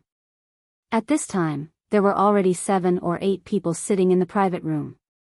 When they saw Feng Bowie, these people immediately stood up and greeted him warmly. A young man with a big gold chain and a crew cut said, "Bowie, who is this beautiful girl? Is she your new girlfriend? Introduce her to us quickly." He was one of Feng Bowie's best friends, Gung Jun. Feng Bowie said, "Let me introduce her to you. This is the campus belle of our Devil Medical College, Miss Li Meiyu." He was skillful in his speech. He did not deny his relationship with Li Meiyu, which was equivalent to admitting that she was his girlfriend. At the same time, he flattered Li Meiyu by giving her the title of campus belle. Li Meiyu frowned slightly. She had attended all kinds of large parties in Hong Kong. How could she not know Feng Bowie's little trick? But she did not expose it on the spot. Feng Bowie continued, "Meiyu, let me introduce you to my good friends. This is the son of the deputy mayor of Dongqing district. This is the young master of Zhang's group. This is his family's oil industry." After introducing these people one by one, he said, "My friends are all famous in Shanghai. As long as you have any problem in Shanghai, you can ask them. There's nothing they can't do." A young man wearing glasses said proudly, "Yes, there's nothing we can't do in Shanghai. You can say whatever you want, and they will respect us." He was also one of Feng Bowie's best friends. His name was Zhang Lei. His family was in the steel business and he had some underworld background. After that, they sat down together. As for Qin Haodong next to them, Feng Bowie deliberately ignored him. In his opinion, in this kind of atmosphere, as long as Qin Haodong was sensible, he would take the initiative to leave. Qin Haodong did not care about these people at all. His purpose was to protect Li Meiyu. As for these lowly people, he did not care about them at all. These people's attention was focused on Li Meiyu. They kept showing off the superiority of their small circle and praised Feng Bowie to the sky. Feng Bowie had a complacent look on his face. These friends of his were still very tactful and knew when to say what to say. But there was something that made him dissatisfied. Li Meiyu's attention was not on him at all. From time to time, she looked at the toy boy next to him. Li Meiyu was also very unhappy. This guy seemed to really come to eat. All his attention was on the food in front of him.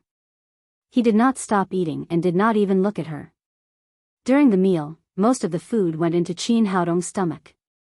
He ordered a total of 5 bottles of Bordeaux red wine, and he drank 3 of them. Although Feng Bowie's friends kept bringing up the topic, Li Meiyu was not in a good mood, so the atmosphere of the meal was always a little lacking. Seeing that he had spent tens of thousands of yuan on the meal, but he did not even touch the beauty's little hand, of course, he was not willing to let it go. He said, "Meiyu, how about going to KTV and singing together?" Gung Jun also said, "That's a good suggestion. Mr. Feng's singing is very good, even better than professional singers. We haven't heard it for a long time." Zhang Lei said, let's go to the Wild Wolf KTV in the West District. The sound equipment there is excellent. Lee Meiyu hesitated for a moment.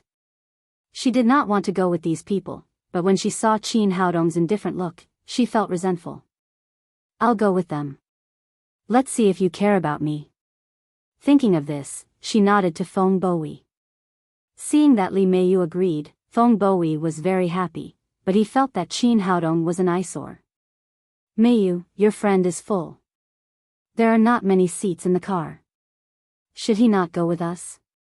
Lee Meiyu's purpose was to make Qin Haodong jealous of her. How could she let him go? She said, no, if he doesn't go, I won't go either. Seeing that Lee Meiyu was so determined, Gung Jun hurriedly said, let's go together. The more people, the merrier. There are still seats in my car. Zhang Lei also said, yes, the merrier. I'll call some little girls now, and then we can have fun as much as we want. Although Feng Bowie was very unwilling, he had no choice but to take Qin Haodong with him. Half an hour later, they arrived at the Wild Wolf KTV in the West District. At this time, the nightlife in Shanghai had just begun, and the KTV was brightly lit. Walking into the KTV hall, they saw a row of princesses in uniforms and stockings standing on both sides of the hall. They were fair-skinned, beautiful, and had long legs. Most of them were part-time female students from nearby schools. When they saw the guests, they bowed and greeted them together. When the lobby manager saw Feng Bowie, he immediately came up to him and said, Master Feng, welcome. Feng Bowie nodded and said proudly, I brought a few friends here today. Let's have some fun. Give us the best number 1 private room. The manager was very familiar with Feng Bowie. He smiled apologetically and said, I'm sorry, Master Feng. Brother Wolf has used number 1 private room today. Why don't you go to number 2 private room?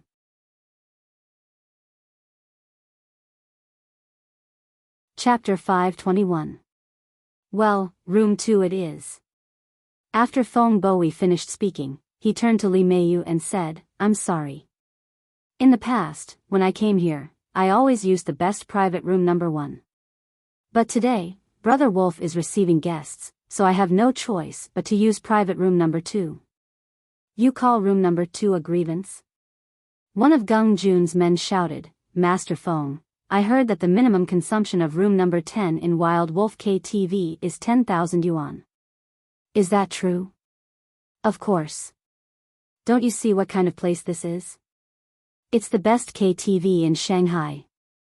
Feng Bowie said proudly. Master Feng, who is the Brother Wolf you just mentioned? Is it the Brother Wolf who dominates the underground world of the Xiqing district? Feng Bowie said, yes, how many Brother Wolves are there in Shanghai? If others dared to call themselves this name, they would have been drowned in the river. Oh my God, it's really this Brother Wolf. I heard that when Wolf made his debut, he used 2 big knives and killed 18 opponents in a row. That's how he became a famous figure in the underground world of Shanghai. I heard that Brother Wolf is 2 meters tall. He learned Kung Fu in the Shaolin Temple and no one is his opponent. I heard that in the underground world of Shanghai, Brother Wolf can definitely be ranked in the top 3. No one dares to provoke him. Okay, stop arguing. It's a joke. Gung Jun said, what kind of person is Brother Wolf? It's not as simple as you say. He has a backer, or he would have been arrested long ago. Zhang Lei said, that's true. I heard that Brother Wolf is well liked by both the underworld and the white world. No one dares to provoke him. You can ask Master Feng if you don't believe me. Everyone's eyes turned to Feng Bowie. Master Feng, have you seen Brother Wolf before? Feng Bowie said proudly, of course. My father once had a meal with Brother Wolf and I was with him at that time. If I had nothing to do with Brother Wolf, how do you think I could get the first private room? The first 3 private rooms here can't be obtained just by having money. The key is to have a reputation and social status. Speaking of this, he glanced at Lee Meiyu proudly again. Being able to get to know Brother Wolf would definitely make this girl look at him in a new light. However, he was disappointed again. At this moment, Li Meiyu's eyes were locked on Qin Haodong's face. Qin Haodong was admiring his long-legged sister everywhere, as if he didn't hear what they said at all. He snorted and said, "Let's go." Under the manager's lead, they arrived at private room number 2. Although it was not the best private room in Wild Blue Wolf, it was still extremely spacious, at least 70 to 80 square meters. Not long after they entered the door, the 7 or 8 little girls that Zhang Lei called also rushed over. These people were not old, and most of them looked like high school girls. However, all of them wore heavy makeup and wore revealing clothes. Some of them even had cigarettes in their mouths. They looked like gangsters. "Come on, everyone except Mr. Feng and Miss Meiyu can have one." Zhang Lei was very good at dealing with people. He directly drew Feng Bowie and Li Meiyu as a couple, and then assigned a little girl to each of the others. According to Feng Bowie's instructions, 2 girls were assigned to Qin Haodong, one on his left and the other on his right. Seeing that Qin Haodong was handsome, the 2 little girls immediately stuck to him like beautiful snakes. However, Qin Haodong waved his hand and asked them to sit next to him. He said lightly, "Play by yourself. I'm not interested in you." After that, he grabbed a bottle of Royal Salute in front of him, raised his head, and drank it up. Damn, how can he drink like this? Feng Bowie and the others were dumbfounded. This was a top-notch Royal Salute that cost more than 10,000 yuan, and this guy drank it up in the blink of an eye. So far, all of them had spent less than Qin Haodong alone. The most annoying thing was that he put down the bottle, shook his head, and said, "This wine is tasteless. It doesn't taste good." Gung Jun hurried forward and took the other bottle of Royal Salute. If they did not hurry up, they might not have any more to drink. At the same time, these people were also very strange. This gigolo boy had drunk almost 3 bottles of red wine, but now he seemed to be fine, and he did not seem to be drunk at all. "Meiyu, let's have a toast." Feng Bowie raised his glass and said to Li Meiyu, "I'm sorry, senior. I really can't drink." Li Meiyu remembered the lesson of getting drunk that night. Although she was angry with Qin Haodong today, she did not drink a sip of wine. Feng Bowie frowned. It had been a whole night. Although he tried his best to show off, it seemed that he had made no progress in front of this girl. "Well, you can do whatever you want. I'll have a toast." He drank up the wine in the glass, then reached out his hand and said, "Meiyu, dance with me. You can't refuse this time, can you?" Well, Li Meiyu had long known that this guy was not kind to her. If she danced with him in this dark environment, she would inevitably be taken advantage of by him. However, it would be a little unreasonable if she did not dance with him. After all, he had invited her to dinner and karaoke tonight. Suddenly, she thought of something and said, "Senior, I'm sorry. I have to go to the bathroom first." Then she hurried out of the private room and went to the bathroom. Looking at her back, Feng Bowie's eyes flashed with a touch of anger. "Little girl, let's see if you can run away from me." Li Meiyu hid in the bathroom for a while. She could not stay here forever. She washed her hands and went back to the private room. However, before she reached the door of the private room, a fat drunkard came toward her. The drunkard was a big fat man who weighed more than 100 kilograms. He was drunk, but when he saw Li Meiyu, his eyes lit up and he reached out to block her way. "Little girl, accompany me tonight." "How much is it for one night?" Li Meiyu did not expect that she would be treated as a prostitute. She frowned and said angrily, "Damn fat pig, get out of my way. You be *tch, how dare you scold me? I'm going to *ck you today." As the drunkard spoke, he suddenly rushed at Li Meiyu. Li Meiyu quickly dodged to the side, but it was not very convenient for her to move in high heels. Although she dodged, the drunkard grabbed her arm and held her in his arms. Li Meiyu suddenly panicked and hurriedly shouted, "Qin Haodong, help." Qin Haodong was sitting in the private room drinking. Although the KTV was extremely noisy, his six senses were so sharp that he immediately heard Li Meiyu's cry for help. He kicked the door open and rushed out in an instant. At this time, Feng Bowie also heard Li Meiyu's cry for help, so he rushed out immediately. At this time, Li Meiyu struggled to break free from the drunkard and nervously hid behind Qin Haodong. Although Qin Haodong and the others came out, the drunkard did not intend to give up at all.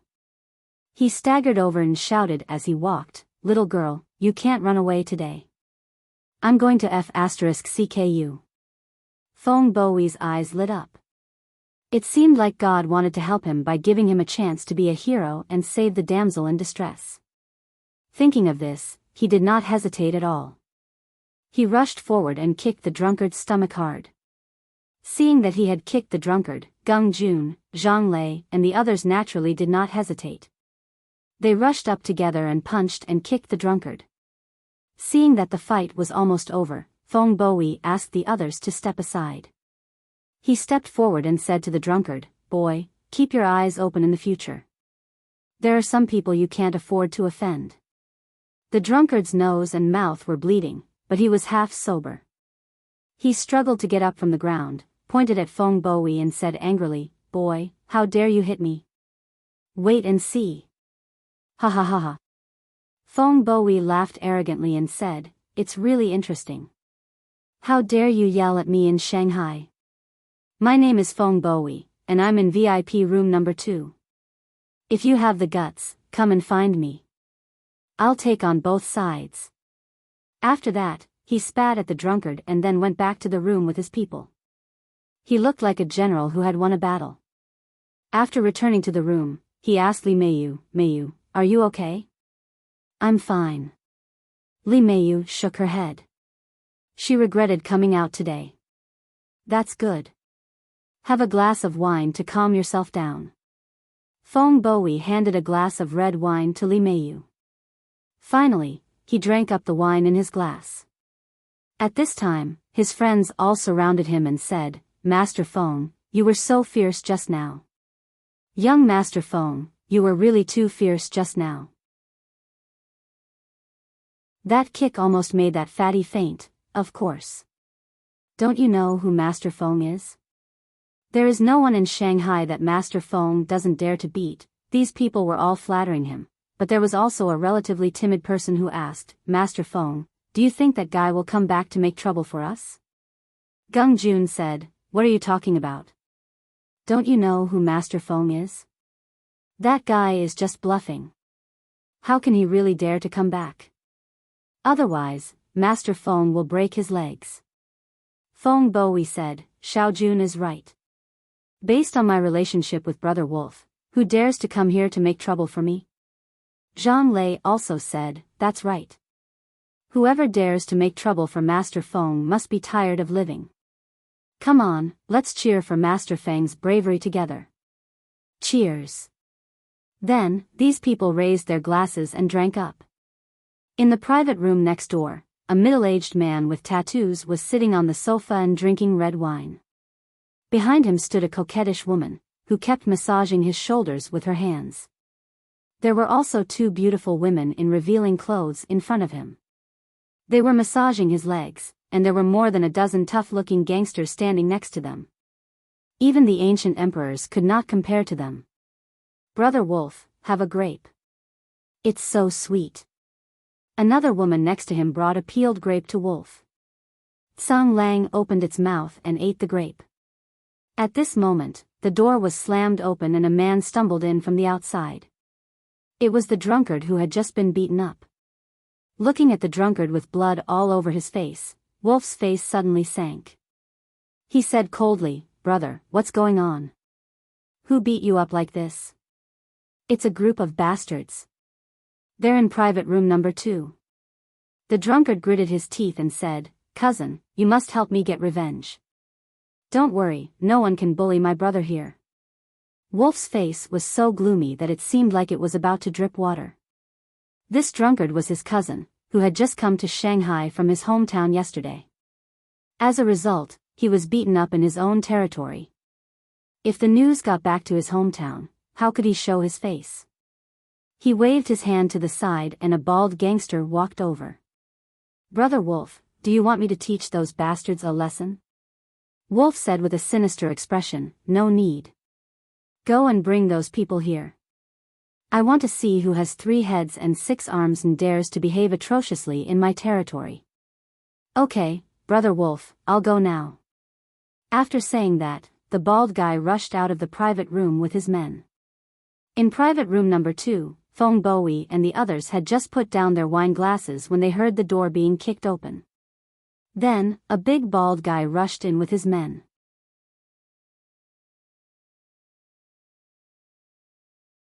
Chapter 522. Li Meiyu trembled when she saw the bald man. She grabbed Qin Haodong's arm tightly and said nervously, "Haodong, this is the bald man from that night." It turned out that the bald man was the one she had beaten in the KTV that night. Qin Haodong had driven him away. She didn't expect to meet him here again today. Qin Haodong also recognized the bald man, but he didn't care at all. He said lightly, "Don't be afraid. No one can hurt you with me here." Li Meiyu nodded and leaned closer to Qin Haodong. Only he could give her the greatest sense of security. At the same time, the other people in the room also became nervous. Although Zhang Lei and the others boasted that they were both gangsters, they were still students who had not stepped out of school. They were still a little nervous when they saw these real gangsters. Seeing the fiendish baldy, these people all looked at Feng Bowie in unison, as if Feng Bowie was their leader. "Brother Bald, why are you here?" Feng Bowie didn't disappoint them. He immediately greeted the bald man as if he was very familiar with him. He did have dinner with his father, Feng Wanchen, and Brother Wolf, so he knew that the bald man was Wolf's number 1 fighter. Unexpectedly, the bald man didn't give him face at all. He pushed him aside and said rudely, "Don't try to get close to me. I don't know you." Feng Bowie suddenly felt embarrassed. He had no choice but to tell his father's name, "Brother Bald, my father is Feng Wanchen." However, the bald man still ignored him and shouted to everyone in the room, "Cut the crap. Brother Wolf wants to see you. Come with me." Then he turned around and walked out of the room, as if he was sure that these people would follow him. Hearing that the famous Brother Wolf wanted to see them, these people didn't know whether it was a good thing or a bad thing. They became more and more nervous. Gung Jun looked at Feng Bowie and whispered, "Mr. Feng, what should we do?" Feng Bowie forced himself to say, "Don't be afraid. I know Brother Wolf. It must be a good thing." After saying that, he followed the bald man out, and the others also followed behind him. As a game, Qin Haodong also wanted to see what the famous Brother Wolf looked like. He held Li Meiyu's hand and mingled with the crowd. Because the light in the KTV was not bright, the bald man did not notice them. VIP room number 1 had an area of about 100 square meters, so it didn't seem crowded even with Feng Bowie's group. When Feng Bowie arrived at the private room, he immediately saw the drunkard beside Wolf. He immediately knew that something was wrong. Never in his wildest dreams did he expect that the drunkard was actually one of Wolf's men. If he had known earlier, he would not have dared to make a move even if he was given 100 guts. "Brother Wolf, are you looking for me?" Feng Bowie bowed and forced a stiff smile on his face. Tsang Lang pushed away the woman who was massaging his legs and stood up from the sofa. He walked up to Feng Bowie and the others and glanced at them coldly. Gung Jun, Zhang Lei, and the others also saw the drunkard and realized that the situation was not good today. Under Tsang Lang's gaze, they felt great pressure and could not help but tremble. Feng Bowie's forehead was covered with cold sweat. After half a minute, Tsang Lang began to speak, "You little bastards, who gave you the courage to hit my cousin in my KTV? Do you want to die?" Feng Bowie bit the bullet and said, "This is all a misunderstanding. We didn't know that this big brother is your cousin. My father is Feng Wanchen. Please show some respect, Brother Wolf." Tsang Lang said arrogantly, "Feng Wanchen? How dare a shabby restaurant owner ask for respect from me?" Feng Bowie saw that his father's name did not work, so he quickly said nervously, "Brother Wolf, this is really a misunderstanding. How much does this big brother need for medical fees? We'll pay for it. Pay for it?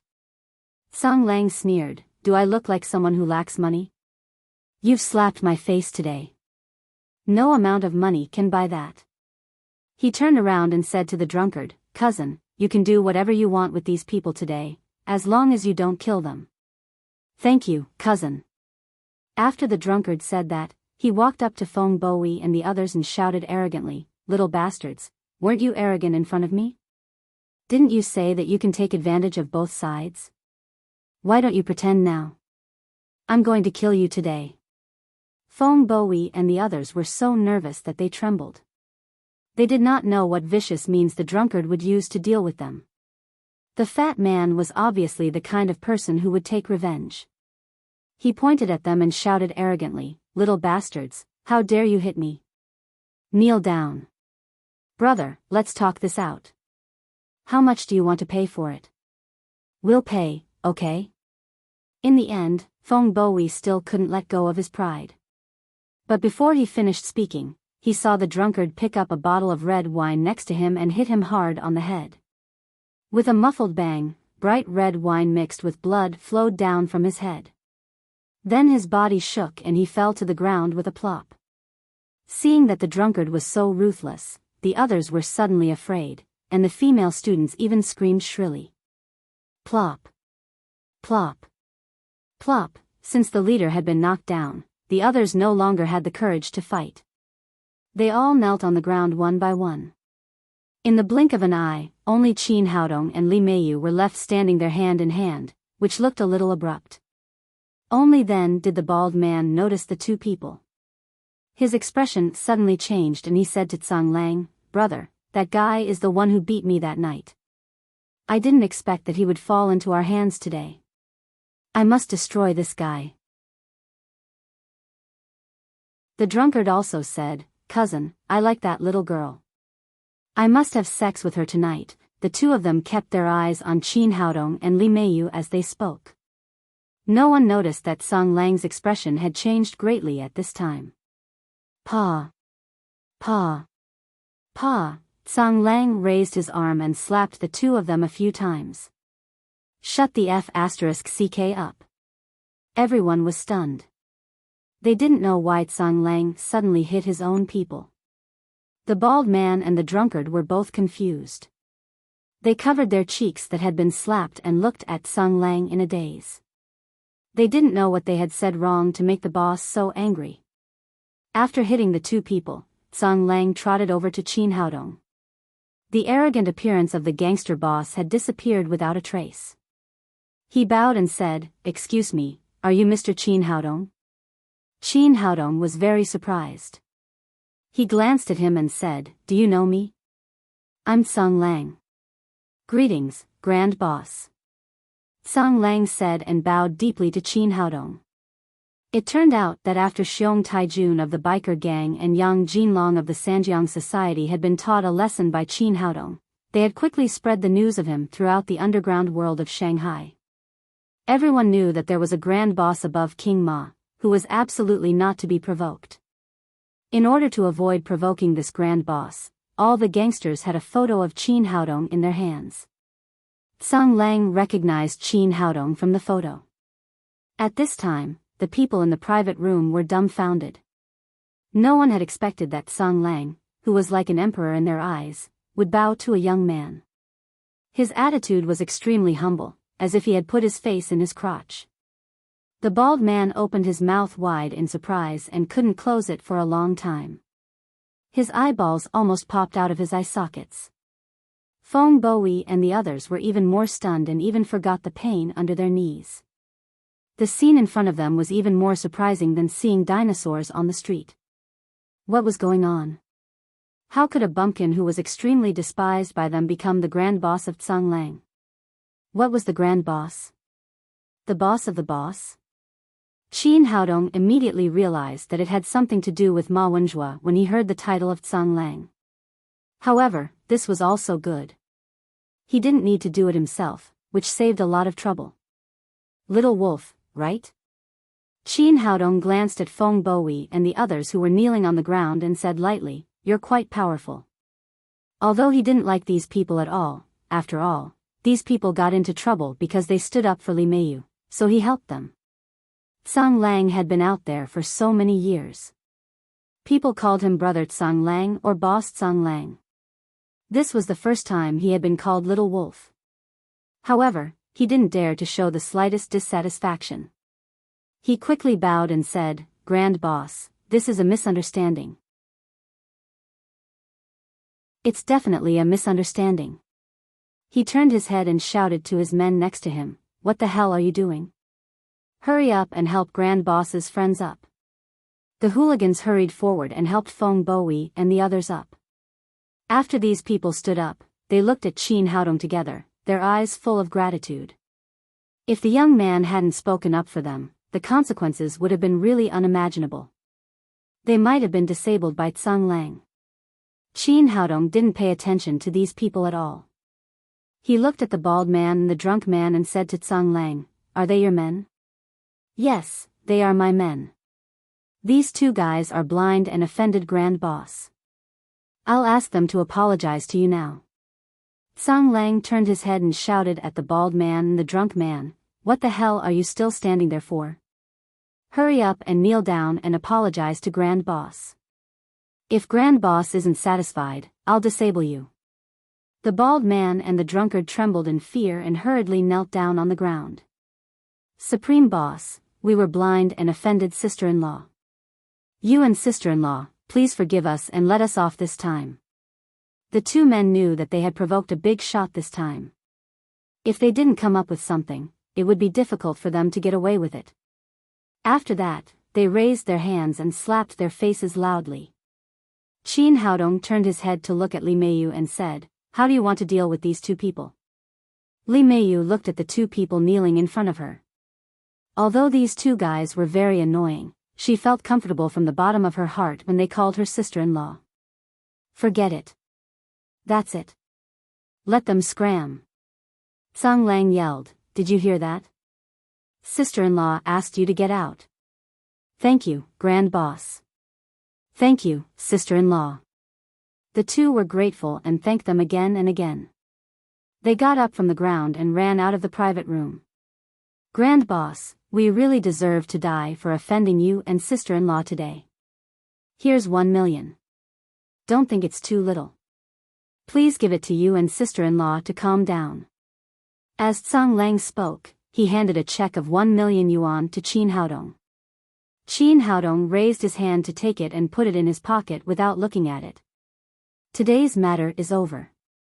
Keep an eye on your men in the future." After that, he took Li Meiyu out of the private room.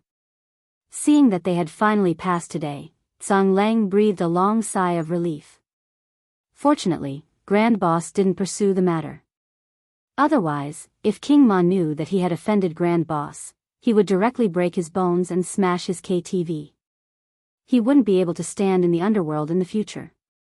In contrast, taking out 1 million yuan was simply a small amount of money.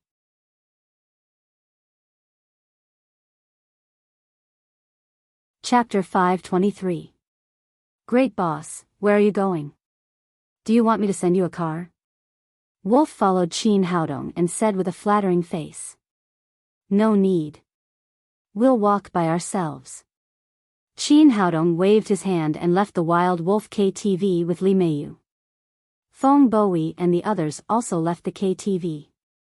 It seemed that Wolf had waived all the expenses tonight for Qin Haodong's sake. After going out, these people couldn't calm down for a long time as they looked at the backs of Qin Haodong and Li Meiyu. No one had expected that this inconspicuous young man had such a powerful background.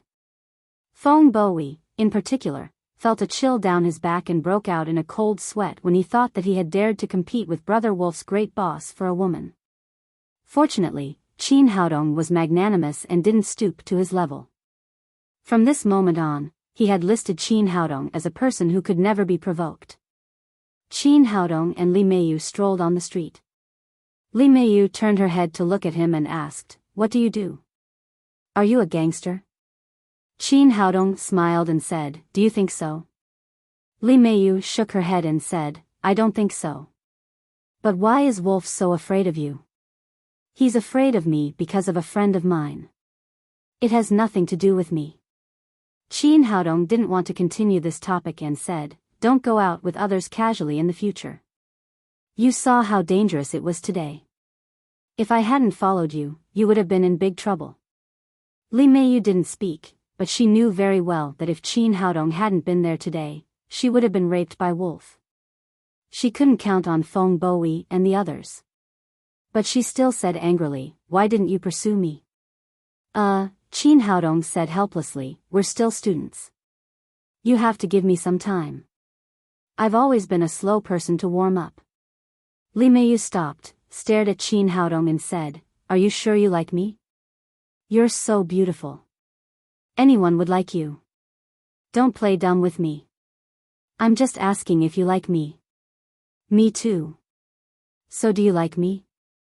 Qin Haodong nodded. Li Meiyu said, then kiss me. This. I don't think it's a good idea. There are so many people on the street watching. Li Meiyu stared at him and said, no, you're lying to me if you don't kiss me. All right then. In order to complete the mission, he could only sacrifice his own body. He lowered his head and kissed Li Meiyu on the cheek. Is it okay now? No, I'm talking about here. Li Meiyu pouted her red lips and said. Looking at the girl's serious look, if he didn't kiss her, she might make trouble. Qin Haodong could only lower his head and kiss her again. Originally, he just wanted to give her a light peck, but unexpectedly, Li Meiyu hugged his neck and they kissed each other tightly. After a long time, Li Meiyu let him go and said with a smile, from now on, you are my boyfriend. Qin Haodong was speechless and said, that counts. I haven't even started chasing her yet. Li Meiyu smiled and said, there's no need. I've already agreed. Qin Haodong could only pray that the task would end soon. Otherwise, it would be troublesome if it continued like this. The next day, Qin Haodong continued to go to school with the beauties. As soon as he sat down in his seat, Ji Fubao came over mysteriously and said, Boss, let me show you something good. What is it? Qin Haodong asked. Ji Fubao took out a piece of A4 paper from his pocket and handed it to him. This is the latest list of the top 10 campus belles on our school forum. Sister-in-law is on the list. The top 10 campus belles. Interesting. When Qin Haodong was studying at Jiangnan Medical College, the school had also selected the campus belles. However, at that time, he was just a nobody. The distance between him and the campus belles was too big, so he could only look at them from a distance. Then, he took the A4 paper from Ji Fubao's hand and stared at it. He had thought that Nailan Wushuang and Qi Wan would definitely be at the top of the list with their outstanding appearances. He didn't expect that the first place was not their names, but a girl named Feng Wu. She was also studying Chinese medicine, but she was in her second year of college. Then, he looked down and found that the second place was another strange name, Li Jiumei. The third place was Nailan Wushuang, followed by Qi Wan, Li Meiyu, and Su Hui. A total of the top 10 campus belles were selected, and their Chinese medicine class occupied 4 of them. He had lost interest in the remaining 4 people. He looked back at the 2 names in front of him. What kind of girl could be more beautiful than Qi Wan, and Nailan Wushuang? This made him a little curious. Ji Fubao said, Boss, in fact, you don't have to care too much. In fact, the beauty of the top few beauties is not much different. The ranking has a lot to do with personal preferences. Although sister-in-law is ranked 5th, she is not much different from the first place. Qin Haodong agreed with this point very much. Plums, orchids, bamboo, and chrysanthemums each had their own strengths, and everyone's preferences were different. For example, yesterday, Feng Bowie pursued Li Meiyu, who was ranked 5th, instead of Nailan Wushuang, who was ranked 3rd. He looked at Ji Fubao and said, Have you seen Feng Wu? Ji Fubao shook his head. No. Then he said, Boss, don't think about the beauties in other classes now. It's good that you can keep an eye on our class. Think about it, our class has 4 of the top 10 beauties, and all of them are at the top. The horny students of the other classes are all eyeing our 4 beauties, so we have to protect them. Qin Haodong smiled. He didn't care about this. He was very confident in Nailan Wushuang and Qi Wan. As for Li Meiyu and Su Hui, it was very difficult to pursue these 2 girls. What are you 2 whispering about? At this moment, Li Meiyu, who was sitting in front of them, turned around and grabbed the A4 paper in Qin Haodong's hand. When she saw the content, she exclaimed, "The list of campus belles, you are really boring." Then her face became gloomy again. She didn't expect that she, the number 1 beauty in Hong Kong's upper class, was only ranked 5th in the Shanghai Medical College. This made her proud heart hurt. Nailan Wushuang and Qi Wan were sitting next to her. From the bottom of her heart, she was quite convinced by the appearance of these 2 girls. At least, they were on par with her. But why were the other 2 women ranked 1st and 2nd? Were they really so beautiful? Hearing her shout, several other girls also gathered around. Qi Wan saw the content of the paper and cried, "You men are really boring. Why do you rank us? Why don't you rank yourselves? Men are also ranked." Ji Fubao took out another piece of A4 paper from his pocket. "Do you want to see the 4 Prince Charming of Shanghai Medical College?"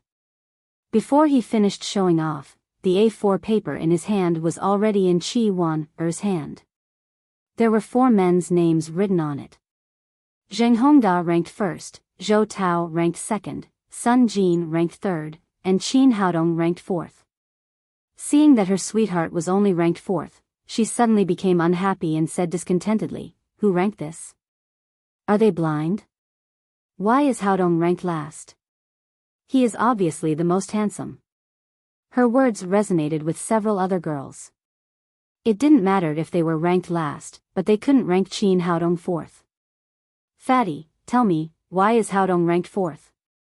Qi Wan cried. "That's right.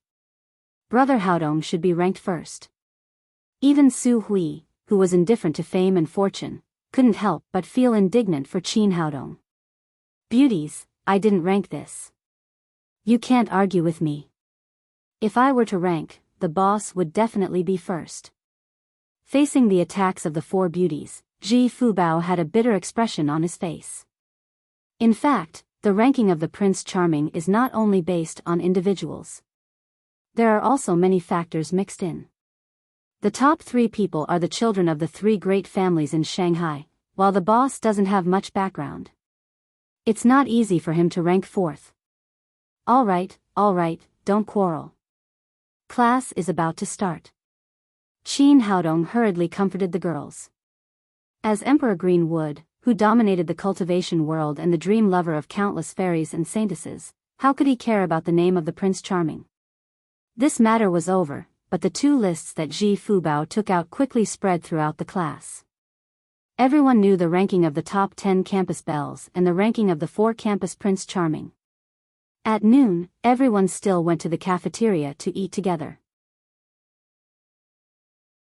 As soon as they walked to the place where Feng Bowie had appeared yesterday, they were surprised to see 2 large groups of roses lined up in the middle of the road.